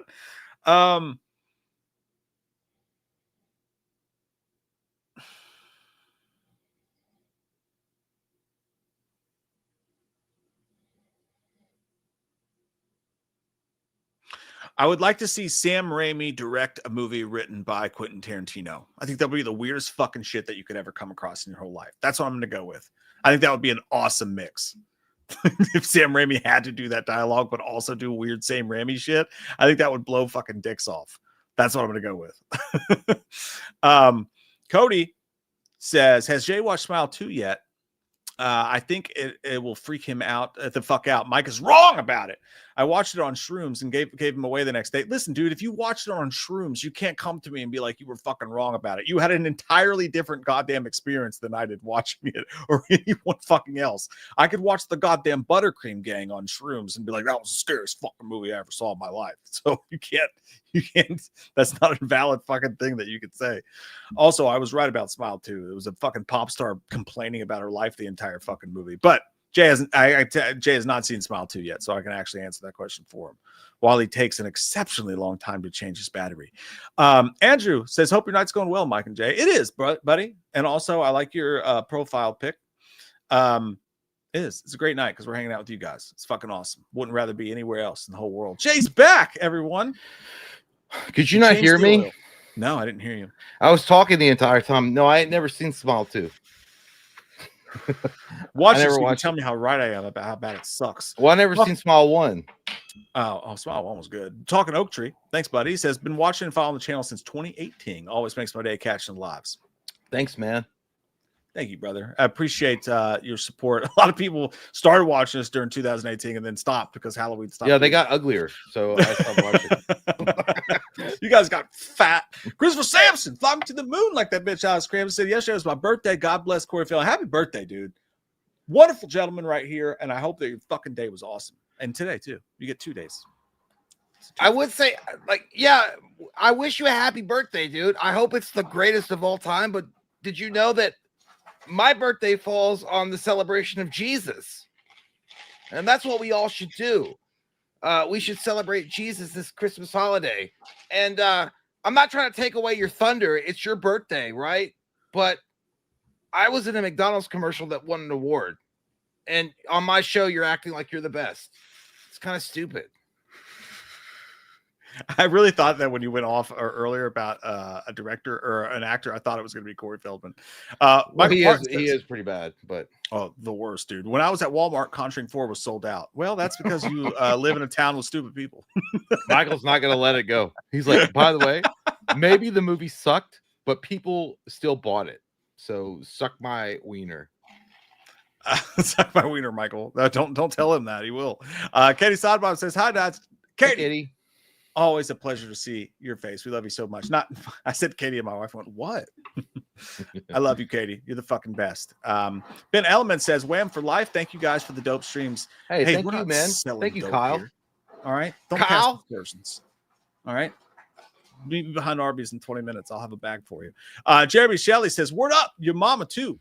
So all you sucker DJs who think you're, oh, hi, my guys. I was just waiting. Just wanted to say I love you guys, man. Hope Scream 7 kills it. Bottoms up. Thank you, Jeremy. I think your first part of your super chat there was probably influenced by large amounts of crack, because there was a lot of periods where they shouldn't have been. But there's studio. I appreciate you. There's studies who say that crack is good for you. So good job. And I like that car. That car looks sexy. It looks like you just waxed that shit, and I appreciate that. I'd start my own Nightcrawler business like Jake Gyllenhaal, and I would drive that car. That's what I would do. Casper, thanks, buddy. He says, just realized General Shaw from Welcome to Derry. He said, welcome to Derry. You're drunk. Is Raiden in 1997. Yeah, James Remar. You didn't know that? Badass. He was the only bright spot on a cum fucking drizzled fucking tissue paper. The only spot that was good. Yeah, they got what was it, James Rebar? Is that his name? As like, I don't think he was a good replacement for Christopher Lambert, but you get what you get. and he was the only good thing about that fucking movie. Really, to be honest with you, he really was. Robin Shue was still good as Liu Kang, but everything else, dog shit ass movie. Yeah, he was great in that movie though. As it comes out, look like Eminem. They're like, "Whoa, was that you?" He's like, "Got a new haircut." I don't know why they. He looked like he actually looked like a dude from Napoleon Dynamite that would give you kung fu lessons. He did. He did. Tyler McInturf. That's not you. That's Dolly Parton with red lipstick. And you know how we feel about that. Says, "Hey boys, well, Mike, I finally finished *Halt and Catch Fire.' Thank you." Thank you. No one will listen to you. How fucking awesome that show is. Lee Pace. Awesome show. I really enjoyed it. So where are you on the newsroom? I swear to God, Mike, if you forgot our deal, I'll never call you sexy again. I love you both. Dude, I'll do it now. I'm remembering it now in my drunk brain that I said if you'd watch that, I would do it. I don't have proof that you watched it, but if the newsroom is on the par of *Halt and Catch Fire*, which no one will fucking watch despite how great it is, I'll do it. I'm going to put that on my list right now. I've seen that show. Shut the fuck up, Jay. No, you haven't. Yeah, it was about MLB, *Halt and Catch Fire*, because he was Moneyball. He was throwing fastballs, and like one guy finally stepped up to the plate and hit it out of the park. At least he halted and caught fire. Hey, we have Apple TV. I'm going to check it out in honor of you. Field of Screams. Thanks, buddy. He says, with the Paranormal Activity movie in production, would you reboot it or carry on the Katie Hunter storyline? P.S. Go Hoosiers. Fuck you dick. Nobody's going to support you in the Indiana Hoosiers. Yeah, Ohio State lost, but they should have fucking won. That was some dog shit. They'll beat them in the playoff. Don't worry. Paranormal Activity rebooting it, dude? I don't know. I think that'd be dumb. At this point. I mean, they're already rebooting it with James Wan producing. God damn it! We talked about it in the last stream. God damn it. Stop smoking crack. Well, you know what? If it wasn't so fucking good, I would not be addicted to it. First off, I forgot about that. So fuck your face. Second off, I think rebooting it's dumb. I would just carry on the Katie Hunter storyline. Yeah. I don't know how you do Paranormal Activity, but I really wouldn't have a problem with either one because I love Katie. And by the way, if I said something different, if I said, yeah, you should reboot it, I was obviously under the influence of crack. So you can't take my word for it. I do love Katie Featherston though. So I'm torn, to be honest. I'm a bitch. Look at that PFP. Those butt cheeks are hanging out. They're open for business. Let me be your plumber. Holy I would stick shit. my finger in them. Damn it, YouTube. I want my Turlington name back. It was a great fucking name. Cilantro Monster. Hola, boys. Hope all is well. Quick question. Is there anything more frustrating than an immediate post-shower deuce? Best channel and community on YouTube. Thank you, man. Goddamn right about the second part. A post-shower shit sucks. You get your crack hole clean. Your anus is very pristine. You could set it on a mantle. You scrub that fucker just right. Looks good. Feels good. And then all of a sudden, God says you gotta poop. You gotta poop. You gotta let it out. And you poop, and you're like, I ruined the whole fucking thing. It's like buying a new fucking suit or a new goddamn outfit at Dillard's, and you go jump in the mud right after you put it on. It's especially frustrating if you're only showering to have sex. Like, you know, you're having that pre-shower, so you know it's going to go down. So do you shower before you fuck, or do you? 100%. Yeah. It's like a kind of a requirement. Like, it's like, if there's been a poo betwixt my last shower and sexy time, I will shower first. If you shit, but nice. If you just been like, if you showered earlier in the day and like a couple hours go by and you haven't pooped, you're just like normal. You just been hanging out. That's fine. Yeah, because I'm good with that. Like, of course, if you pooped, you got to go shower. Right. Yeah. No, but like, if you've had a poop between, then I think it's necessary because you don't want that dry butt smell going up. Dude, it's funny that you say that because on Reddit, there's a subreddit post about like fucking different nationalities and what's the difference between like white girls or like American girls versus other nationalities. And one of them is in this particular subreddit, they were talking about they lived in Korea for a while, and they're like, one of the biggest differences I noticed about Korean chicks when you have sex is that they take a shower all the time before you fuck. Like if you're going to get down to fuck, they'll go take a shower. Yeah, well, especially if you think there's going to be mouth play involved, then I think even if there wasn't a poo, if there was a workout or something. I mean, if you're just sitting around, doing meetings on Google Teams or some shit, then yeah. But I find it's nice to have a shower beforehand too, because you can start to think about how you're going to handle the situation. What are you going to do? What are you going to do different? How are you going to walk in? What's your entrance music going to be? Triple H. Ready to play? I think it's a very respectable thing to go shower if you and your lady friend has worked out that you're going to have some sex, and you're like, let me prepare myself a little bit, and you go and basically douche noggin your sack and your butt crack and all the other in betweens, so that you smell good while you're having some dirty sex. Yeah. Now, not everyone does that, which is fine. I think that if you're not, as a dude, if you didn't go to the gym, you didn't have a poop in between, and then your lady is like, you want to have sex? Like, yeah. Oh, if there's a gym or a poop between, you have to. You're nasty if you don't. Yeah. And also, like, I will say this as well. Like, I mean, if it's I find the I do like a little bit of what do you call it? Spontaneity. Like, you know what I mean? Like the spontaneity stuff is good too, so you can't really stop the heat and be like, I've stopped the heat before. If you need to, you need to. No, because we got hot and heavy, and I didn't think it was going to lead to sex. And then they're like, "Ready to fuck?" I'm like, "I gotta go take a shower." And like, I got a date with Suave, and they're like, and they're like, "Why?" I'm like, "Because I pooped earlier." That will definitely stop it. Yeah, that will definitely. I gotta go make sure it's all clean. Bit, thanks, buddy. He says, horror, the last genre peeps need to cry about women. It's the last genre of peeps need to cry about women representation. 70s and 80s had a lot of women directors. Women are always the last ones alive. That's true. He's spitting fucking facts. It's true.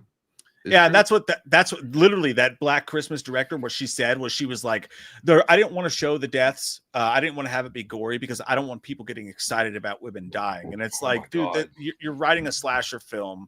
You know what I mean? Like, it's not about being excited that most of us just watch a movie and we don't go, okay, I've got a black person, I've got a white person, I've got a woman, I've got a male. Like normal fucking human beings are just watching a movie for enjoyment. Yeah, right? Unless you're wearing it's a fucking, psychotic fucking thing. Unless you're wearing a hood and you're from fucking the middle of Georgia and you're like, I can't wait for that black chick to die first. Right. Like, nobody gives a fuck. Nobody goes to the movie theater and be like, that bitch better die. And they're like, why? Because she's a woman and she's black.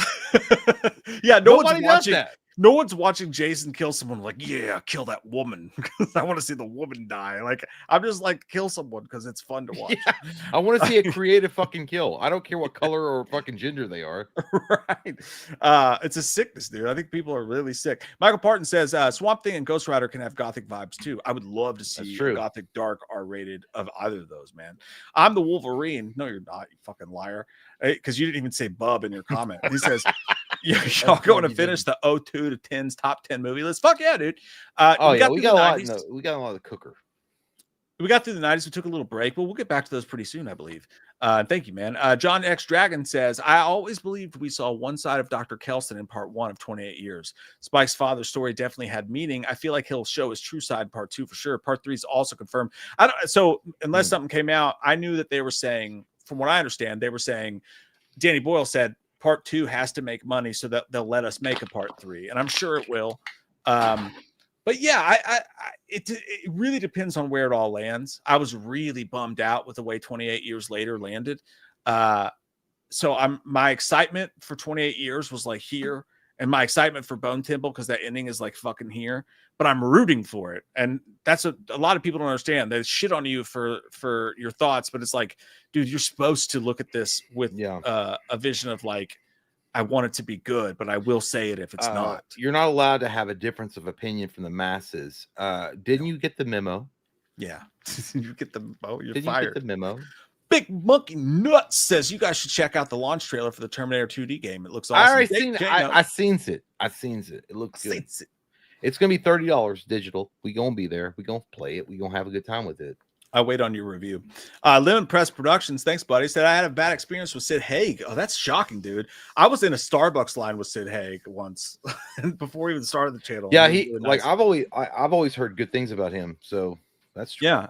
But he says, I was trying to take a pic with him and my dad, but they wouldn't stop talking. And Sid gave me attitude like, are you going to take the pic? Okay, well, to be fair, I mean, he probably was pressed. There was a lot of people around him, and maybe he just got overwhelmed. I get that in some way. I'm not taking away from your experience, but that could have had something to do with it. He's like, all right, take the fucking picture. Like, we're not taking, a video. Yeah, that's you had to be there, but I totally get it, man. That's always a bummer. Robin Barker says, did you guys watch Lillard's response to Tarantino's comments? He handled it like a pro. So I saw that, and what he said was, he was like, basically at first he was like, but I don't give a shit, and then eventually, and he was talking to a panel, and he was like, but no, it does hurt. Like, that shit hurts when somebody says that. I'm sure it does if you're an actor, and Quentin Tarantino says you're not shit. But he had a pointed thing that he said, and it was very true. He said, everybody in this room loves me. He's like, I know that I'm loved in this room, but he was like, in Hollywood, he was like, I am not that beloved. And I get that with if you are a Matthew Lillard, that's probably how you feel. You go to these conventions or you talk to Scream fans, and you're full of love and excitement. But really, when it comes down to the Tarantinos of the world, and when you're looking at trying to get into bigger roles, when somebody says something like that about you, it can genuinely hurt your career. Yeah, but he could have been like, I don't give a fuck about that foot fucker. Who gives a shit? That would have worked too. Casper says, I met Dave Sheridan, Doofy, in Scary Movie, got an autograph and picture for $30 and talked for 10 minutes about Scary Movie 6. And for the photo, he was in full character. Yeah, dude, worth the money. We met him too. We met him outside. We were smoking a cigarette. He bummed a cigarette off me. Didn't pay me back. Several, actually. Yeah, he was a cool dude. Really cool guy. And that's what I'm talking about, man. Like, Dave Sheridan is a talented actor for sure. But he's known for that part. He's known and beloved for that part. And he goes the extra mile to give fans an experience, right? And he's only charging you like $30. And he's enjoying your conversation with him, and I don't know. There's a difference between people that appreciate their fans and where they are in their career versus people that are, like I mentioned, gaslit and believe that they're bigger and better than they really are. I don't know. That's and everybody that was at Scarefest, their favorite pictures were with him in the vacuum and shit. I remember that. They really love that. And can I just want to say that you look fucking beautiful tonight, Jay. Like, that your whole fucking setup is just, it looks fucking great. Thanks, man. I took some classes from Twitch. Well, I really just give April the credit for setting up the lights. No, I did that. You look great. I did that. Del Toro says, Jolly Green Giants, the shit. Beatles, the shit. Beatles, are they any good? They suck. Well, it's not just a clever name then. Yeah, kind of like Garbage, the band. Great fucking quote, dude. Cheney, Mike, you get a lining with the taper or work for you, man. I saw people saying get a taper. I don't know what that means. Like, what do I do?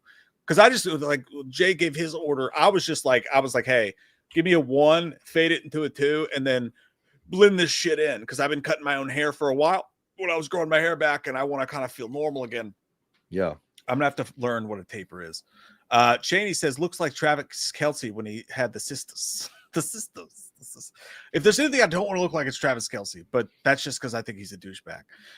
Jay Tinsel says, my Christmas party is next week. I'm excited to see my mom all dolled Oh my up. God, Her and my dude. aunt. Oh, here we go. God damn it. I thought this was going to be like a sweet thing. And it's JT Owsley who wants to fuck his mom. My Christmas party is next week. I'm excited to see my mom all dolled up. Her and my aunt get tied up with lights and get their stockings stuffed real good.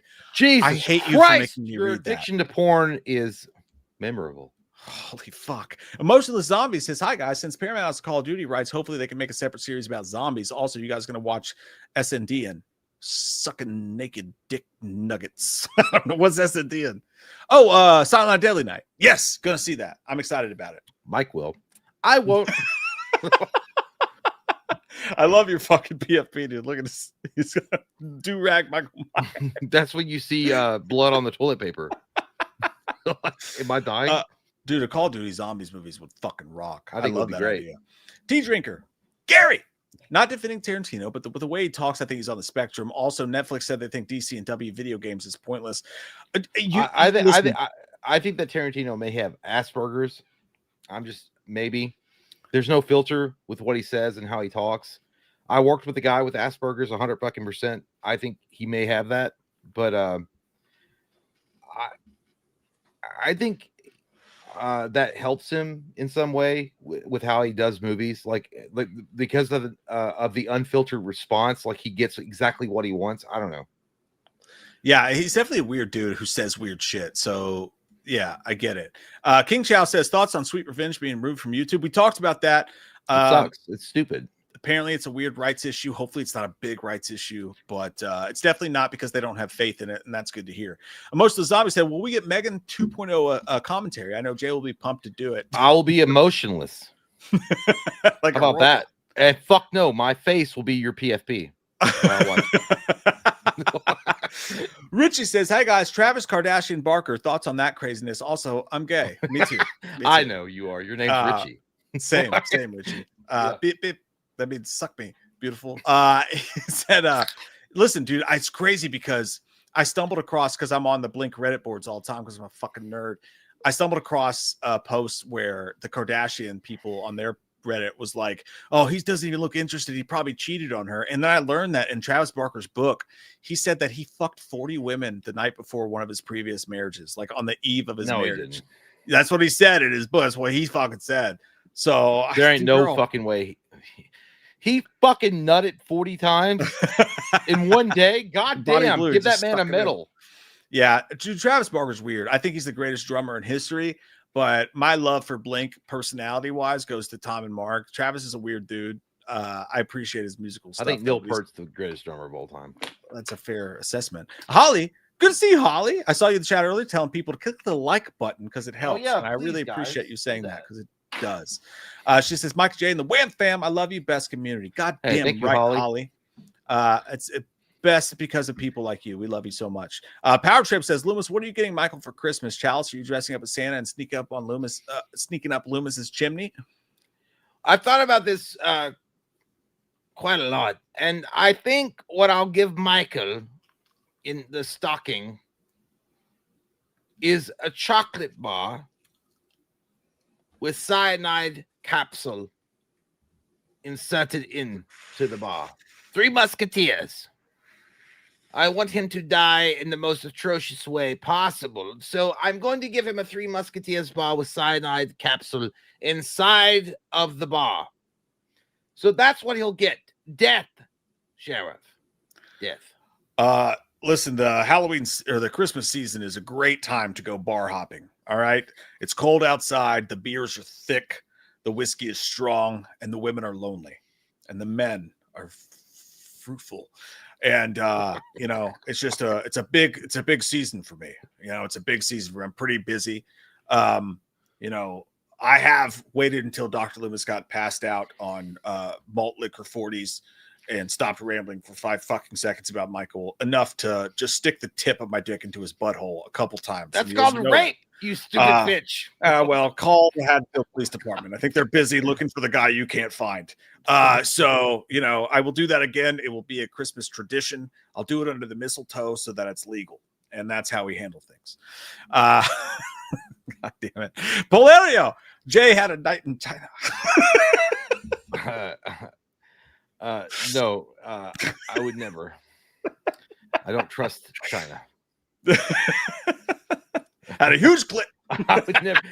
As far as the lady that passed away, China, the wrestler, would I have? Yeah. Yeah. Would have. Respect. Kelly, 86. Hello. Thank you for that. It says, last time I donated, I was drinking wine and whining about my divorce. I remember that. This time, she's probably like, I wish you didn't. This time, I've moved on to bourbon and not as whiny. Thanks, guys, for always keeping it. Hey, thank you, Kelly. Kelly, you're gonna do just fine. You're gonna do great. It's gonna be wonderful. It's gonna be the best holiday season ever for you. You're gonna have a great time, and we appreciate you hanging out with us. Pieces of shit. Thanks for classing this place up a little bit. It's gonna be fine. I can guarantee you that. It's gonna be Are you looking at her PFP? No. Why do you gotta say it? I was just saying she's gonna be fine. I was saying what are you trying to say? What are you lady? No, I didn't say either. You're gonna be good. All right, no. Shut up. It's gonna be okay. Jeremy says it's a BMW. Back to you, fuckers. What? Oh, that's a BMW. It looks like a Dodge. I said BMW. No, I didn't. Oh, I thought it looked like Dodge Charger. Love you guys. Your thoughts on the new Blair Witch Project movie from Blumhouse? Let me talk to you. It's probably gonna suck. Where are I mean, we if at we're on just being Blair Witch? honest, Where are we at on Blair Witch? Should we because we had the Blair Witch Project that came out in what 18? When was the last one? 2014? When they did the whole time travel shit? It's been a while. I liked it. Yeah. I thought that movie was pretty cool. If you're talking about like remaking that movie and going from the beginning, you can't do that. Like, dude, Blair Witch Project, that was a moment in time. You absolutely cannot remake that movie and recapture what they did with it. I'm sorry, you can't. It's gonna be, everyone's gonna say it's cheap as fuck and it's silly. Listen, we're gonna get excited about it. We're gonna get pumped. A new Blair Witch movie. We're gonna get all excited, and it's probably just gonna be PG-13. And you said from Blumhouse, you smoking crack. That's probably what's gonna happen. DJ Graham says you guys should give us a Christmas movie commentary as a gift. I vote Friday after next. We're doing Die Hard. We're doing Die Hard. That's what the Patreons and YouTube members voted on. We're doing Die Hard. That is the Christmas gift. I mean, Friday after next is good though, but it's a good movie. Yeah, Pinky gotta go pee pee. And Ben Element says Bonnie Blue going to jail. Yeah, I heard that. What happened? What's the? I didn't look it up. No, I heard that she's going to jail though. Too many dicks sucked, too much cum discarded. I don't know. It was bound to happen. But I don't know for what. Hey, there's some good video ideas though. Like I can think of a lot of content. I don't know. For Bonnie Blue How do you? Dude, we're already over the time limit. But if we had more time, looking up why Bonnie Blue is going to jail is interesting. Yeah. It's a fascinating subject. T Drinker, aka Gary, says someone should have. Thank you, by the way. Someone should have said to Matthew, "You don't need to be popular in Hollywood anyway. Most of them are big-headed weirdos that keep getting me too'd. There's only a few humble ones like Keanu and Brendan. You're right. He's carved, and I'm so happy for him because with Scream and Five Nights at Freddy's, I think Jay disagrees, but I think Matthew Lillard's a generational actor who has a spasticness to him that most actors do not possess." And I think the fact that he went a decade or so in his career without being appreciated is a goddamn shame. So I'm happy for him that he's doing well. I think he got some big roles early on in his career. He was like acting opposite big names at the time. Summer Catch, he was acting opposite Freddie Prinze Jr., Wing Commander, Freddie Prinze Jr., Scooby-Doo, Freddie Prinze Jr. I'm not saying he's a bad actor. I just think he's a one-dimensional actor, but I don't think he's I do. Maybe he is relying on the opinion of Hollywood to influence his decisions or something, or he was, and now he's like, whatever, I'll just do my own thing, and good for him. I mean, you look at Five Nights at Freddy, that re-blew his career up, right? So I think he's a good dude. I think that Matthew Lillard is an actual, honest to God, good dude. And there's not many of those in Hollywood. Like you mentioned, Keanu Reeves, Brendan Fraser. I don't think there's real, actual humble dudes left in Hollywood, and he seems to be one of them. So yeah, I would agree with that. And DJ's like, you're totally right. I forgot about Die Hard. It's going to be a blasty blast in your pantaloons. Polario says, check out my melody, dude. It's so funny because I was at the gym today and I was like, I'm just gonna throw on a Limp Bizkit playlist, and I did that. I literally heard that song today. That's fucking crazy, Polario. That's fucking wild. Eat You Alive is a great fucking song. I don't care how weird the lyrics are. A couple stream elements to get to. God damn it, we're trying to leave. Keep coming all night fucking long. Don't listen to him. But somebody was giving you shit, by the way, Jay. Who was it? I saw it in the corner of my mind's eye. Well, how about not give trolls attention? How about that? That'd be fun. He said, damn, Jay, there's a time limit now. You missed half the stream. I mean, you missed half your life. Shut the fuck up, bitch. What the fuck are you talking about? You're all concerned about drinking and avoiding life. That's what I think about you. Oh yeah, I forgot that we read that one. Projection much? Yeah, maybe, but I'm allowed to say it, so I'll say it. Percy said, "Hey guys, it's me. the author of Audio Pain. Who was the right Punisher or Daredevil in the rooftop scene? Also, who wins the DCEU, Bruce Wayne or MCU, Steve Rogers, between the two of them? No weapons or gadgets, just fist fight in the back of an Arby's in Nashville. I've been to an Arby's in Nashville. It's not a place I would like to go again. Well, I think that MCU Rogers wins because he's injected with the super soldier serum. Wayne is relying on kung fu mastery over decades of learning. But again, I think that Steve Rogers wins just because of the fucking injection. Sorry, go ahead. No, you can. I mean, you can answer. No, I was just on paper, Steve Rogers wins, but Batman's all about that, right? He's all about that base. I'm sorry for saying that joke, but like Batman's always, like he's always going up against on paper people who are better than him. So I actually think Batman fucks Steve Rogers' ass. How about you just don't be contrarian? And then who was right, Punisher or Daredevil? Well, I guess that depends on how you feel about criminals, whether or not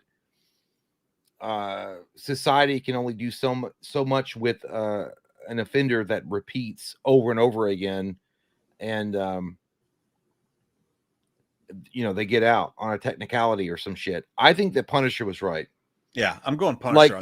Like I think he was like, you hit them once, they get back up. I hit them twice and they stay down. Yeah, I'm like, like in my opinion, like I don't like. There's no fucking remorse for pedophiles or fucking rapists and shit. Like you're a fucking piece of shit, dog shit, motherfuckers. You should die. You should not be allowed to be a part of society any longer. I'm sorry. There's no redeemable factor about you.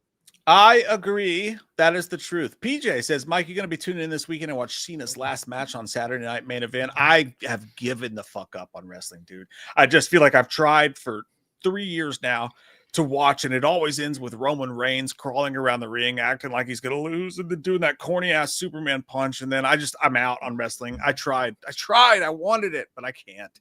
I'm sorry. Percy says, even though I'm not the biggest fan of BVS, I surprisingly have come around to it, and I get what Zack Snyder was going for, and I respect it. Also, who wins, Rob Zombie's Michael Myers versus John McClane? Well, I'm glad that you saw the light, and now you're part of the movement. Which Michael Myers are we talking about, though, dog? Are we talking about You said Rob Zombie's Michael Myers. Yeah. That's what I said. Obviously, you clarified it in your fucking statement. John McClane. Same. John McClane whips that ass, dude. Like Rob Zombie's Michael Myers is a big fucking moron from the asylum, and John McClane will set traps, whoop that ass every day of the week. I'm sorry, it's McClane. And look, hey man, if a babysitter can best Michael Myers, I love Michael Myers. I do. Not if he was real, but like in entertainment world. And if a babysitter can best him, what do you think John McClane's going to do, that motherfucker? Joe R says, if you guys are thinking about doing alternate movie posters, check out our movie poster porn on Reddit. Okay, good tip. Good tip. Stuff. Joe R. That's going to be a fun show, Joe. Thank you, man. And finally, Big Monkey Nuts says, dude, Loomis, what the hell am I going to do, man? I put my nuts in a black substance liquid and my nuts are swelling up bigger than a balloon, and my cousin took bath salts and is banging her head screaming about algorithm. And what do you do, and what does Chalice think? That guy is on crack. I have no opinion for you. You Just literally you put your jolly sack in a black substance liquid, and now it's swelling up. You didn't clarify what you put your nutsack in. You just said, I found a black substance and I put my ball sack in it, and now I have issues. And then you have your cousin and all this other shit. What I would tell you, go to the ER, have them look at your nutsack and see if they can save your dick. As far as your family matters, leave. Move out of the state and never talk to them again. Jesus Christ. You are stupid. I would just say, tell the ladies that you're Venom. You're Tom Hardy and half your nutsack is now Venom because you're fucking awesome. And that's what I would say. And you have black goo attached to your nuts. Good job. Hey, there's dudes with weirder dicks out there. I can tell you, promise you that's that. true. I've That's seen very some cool. porn. Dudes with those like black coin purse nut sacks. That's true. That is true. Patreon. Someone asked when the next Patreon stream. It's not this Saturday.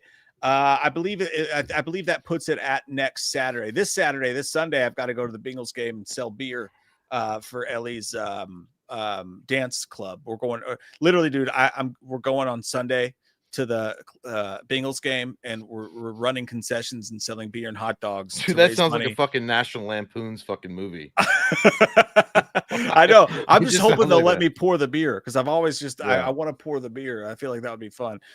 So it won't be able to be this Saturday night, but it will be. I believe I guess that puts us at next Saturday night for the Patreon stream. Guaranteed to be a Christmas fucking banger on the 20th. And then we have a live stream Monday evening. Yes. For dairy, because I have a dentist appointment early on, so we'll have to do that then. And then next Wednesday will be the next regular live stream. So yeah, hell yeah. And then it'll be on Mondays, probably the following weeks because of the holidays. But all I know is that you guys are the fucking best. You guys showed up tonight, man. Thank yeah. you guys so much for the fucking support. That was awesome. Thank you guys. Don't forget to drink your waters, hydrate, because you don't want your pee looking like mine did earlier. Look like I drank a football. Dude, the other day after our live stream, it's like I fucking swallowed a yellow highlighter when I peed. It was just like so dark. It's so bad when you can smell it before you look at it. Yeah, dude, it was so bad. I had to tell my wife, I was like, don't go in there. It smells like fucking plastic. It's bad. dangerous. Yeah, you guys are the fucking best, man. We appreciate you guys so much. Thank you for all your super chats and all your stream elements tips, and thanks for just hanging out. Even if you didn't, we love you guys so fucking much. We'll see you guys so soon. It's always a blast talking movies with you, and dicks and buttholes and the pussy just cocaine. yeah, pussy just cocaine. Good night. Bye, guys. Hydrate.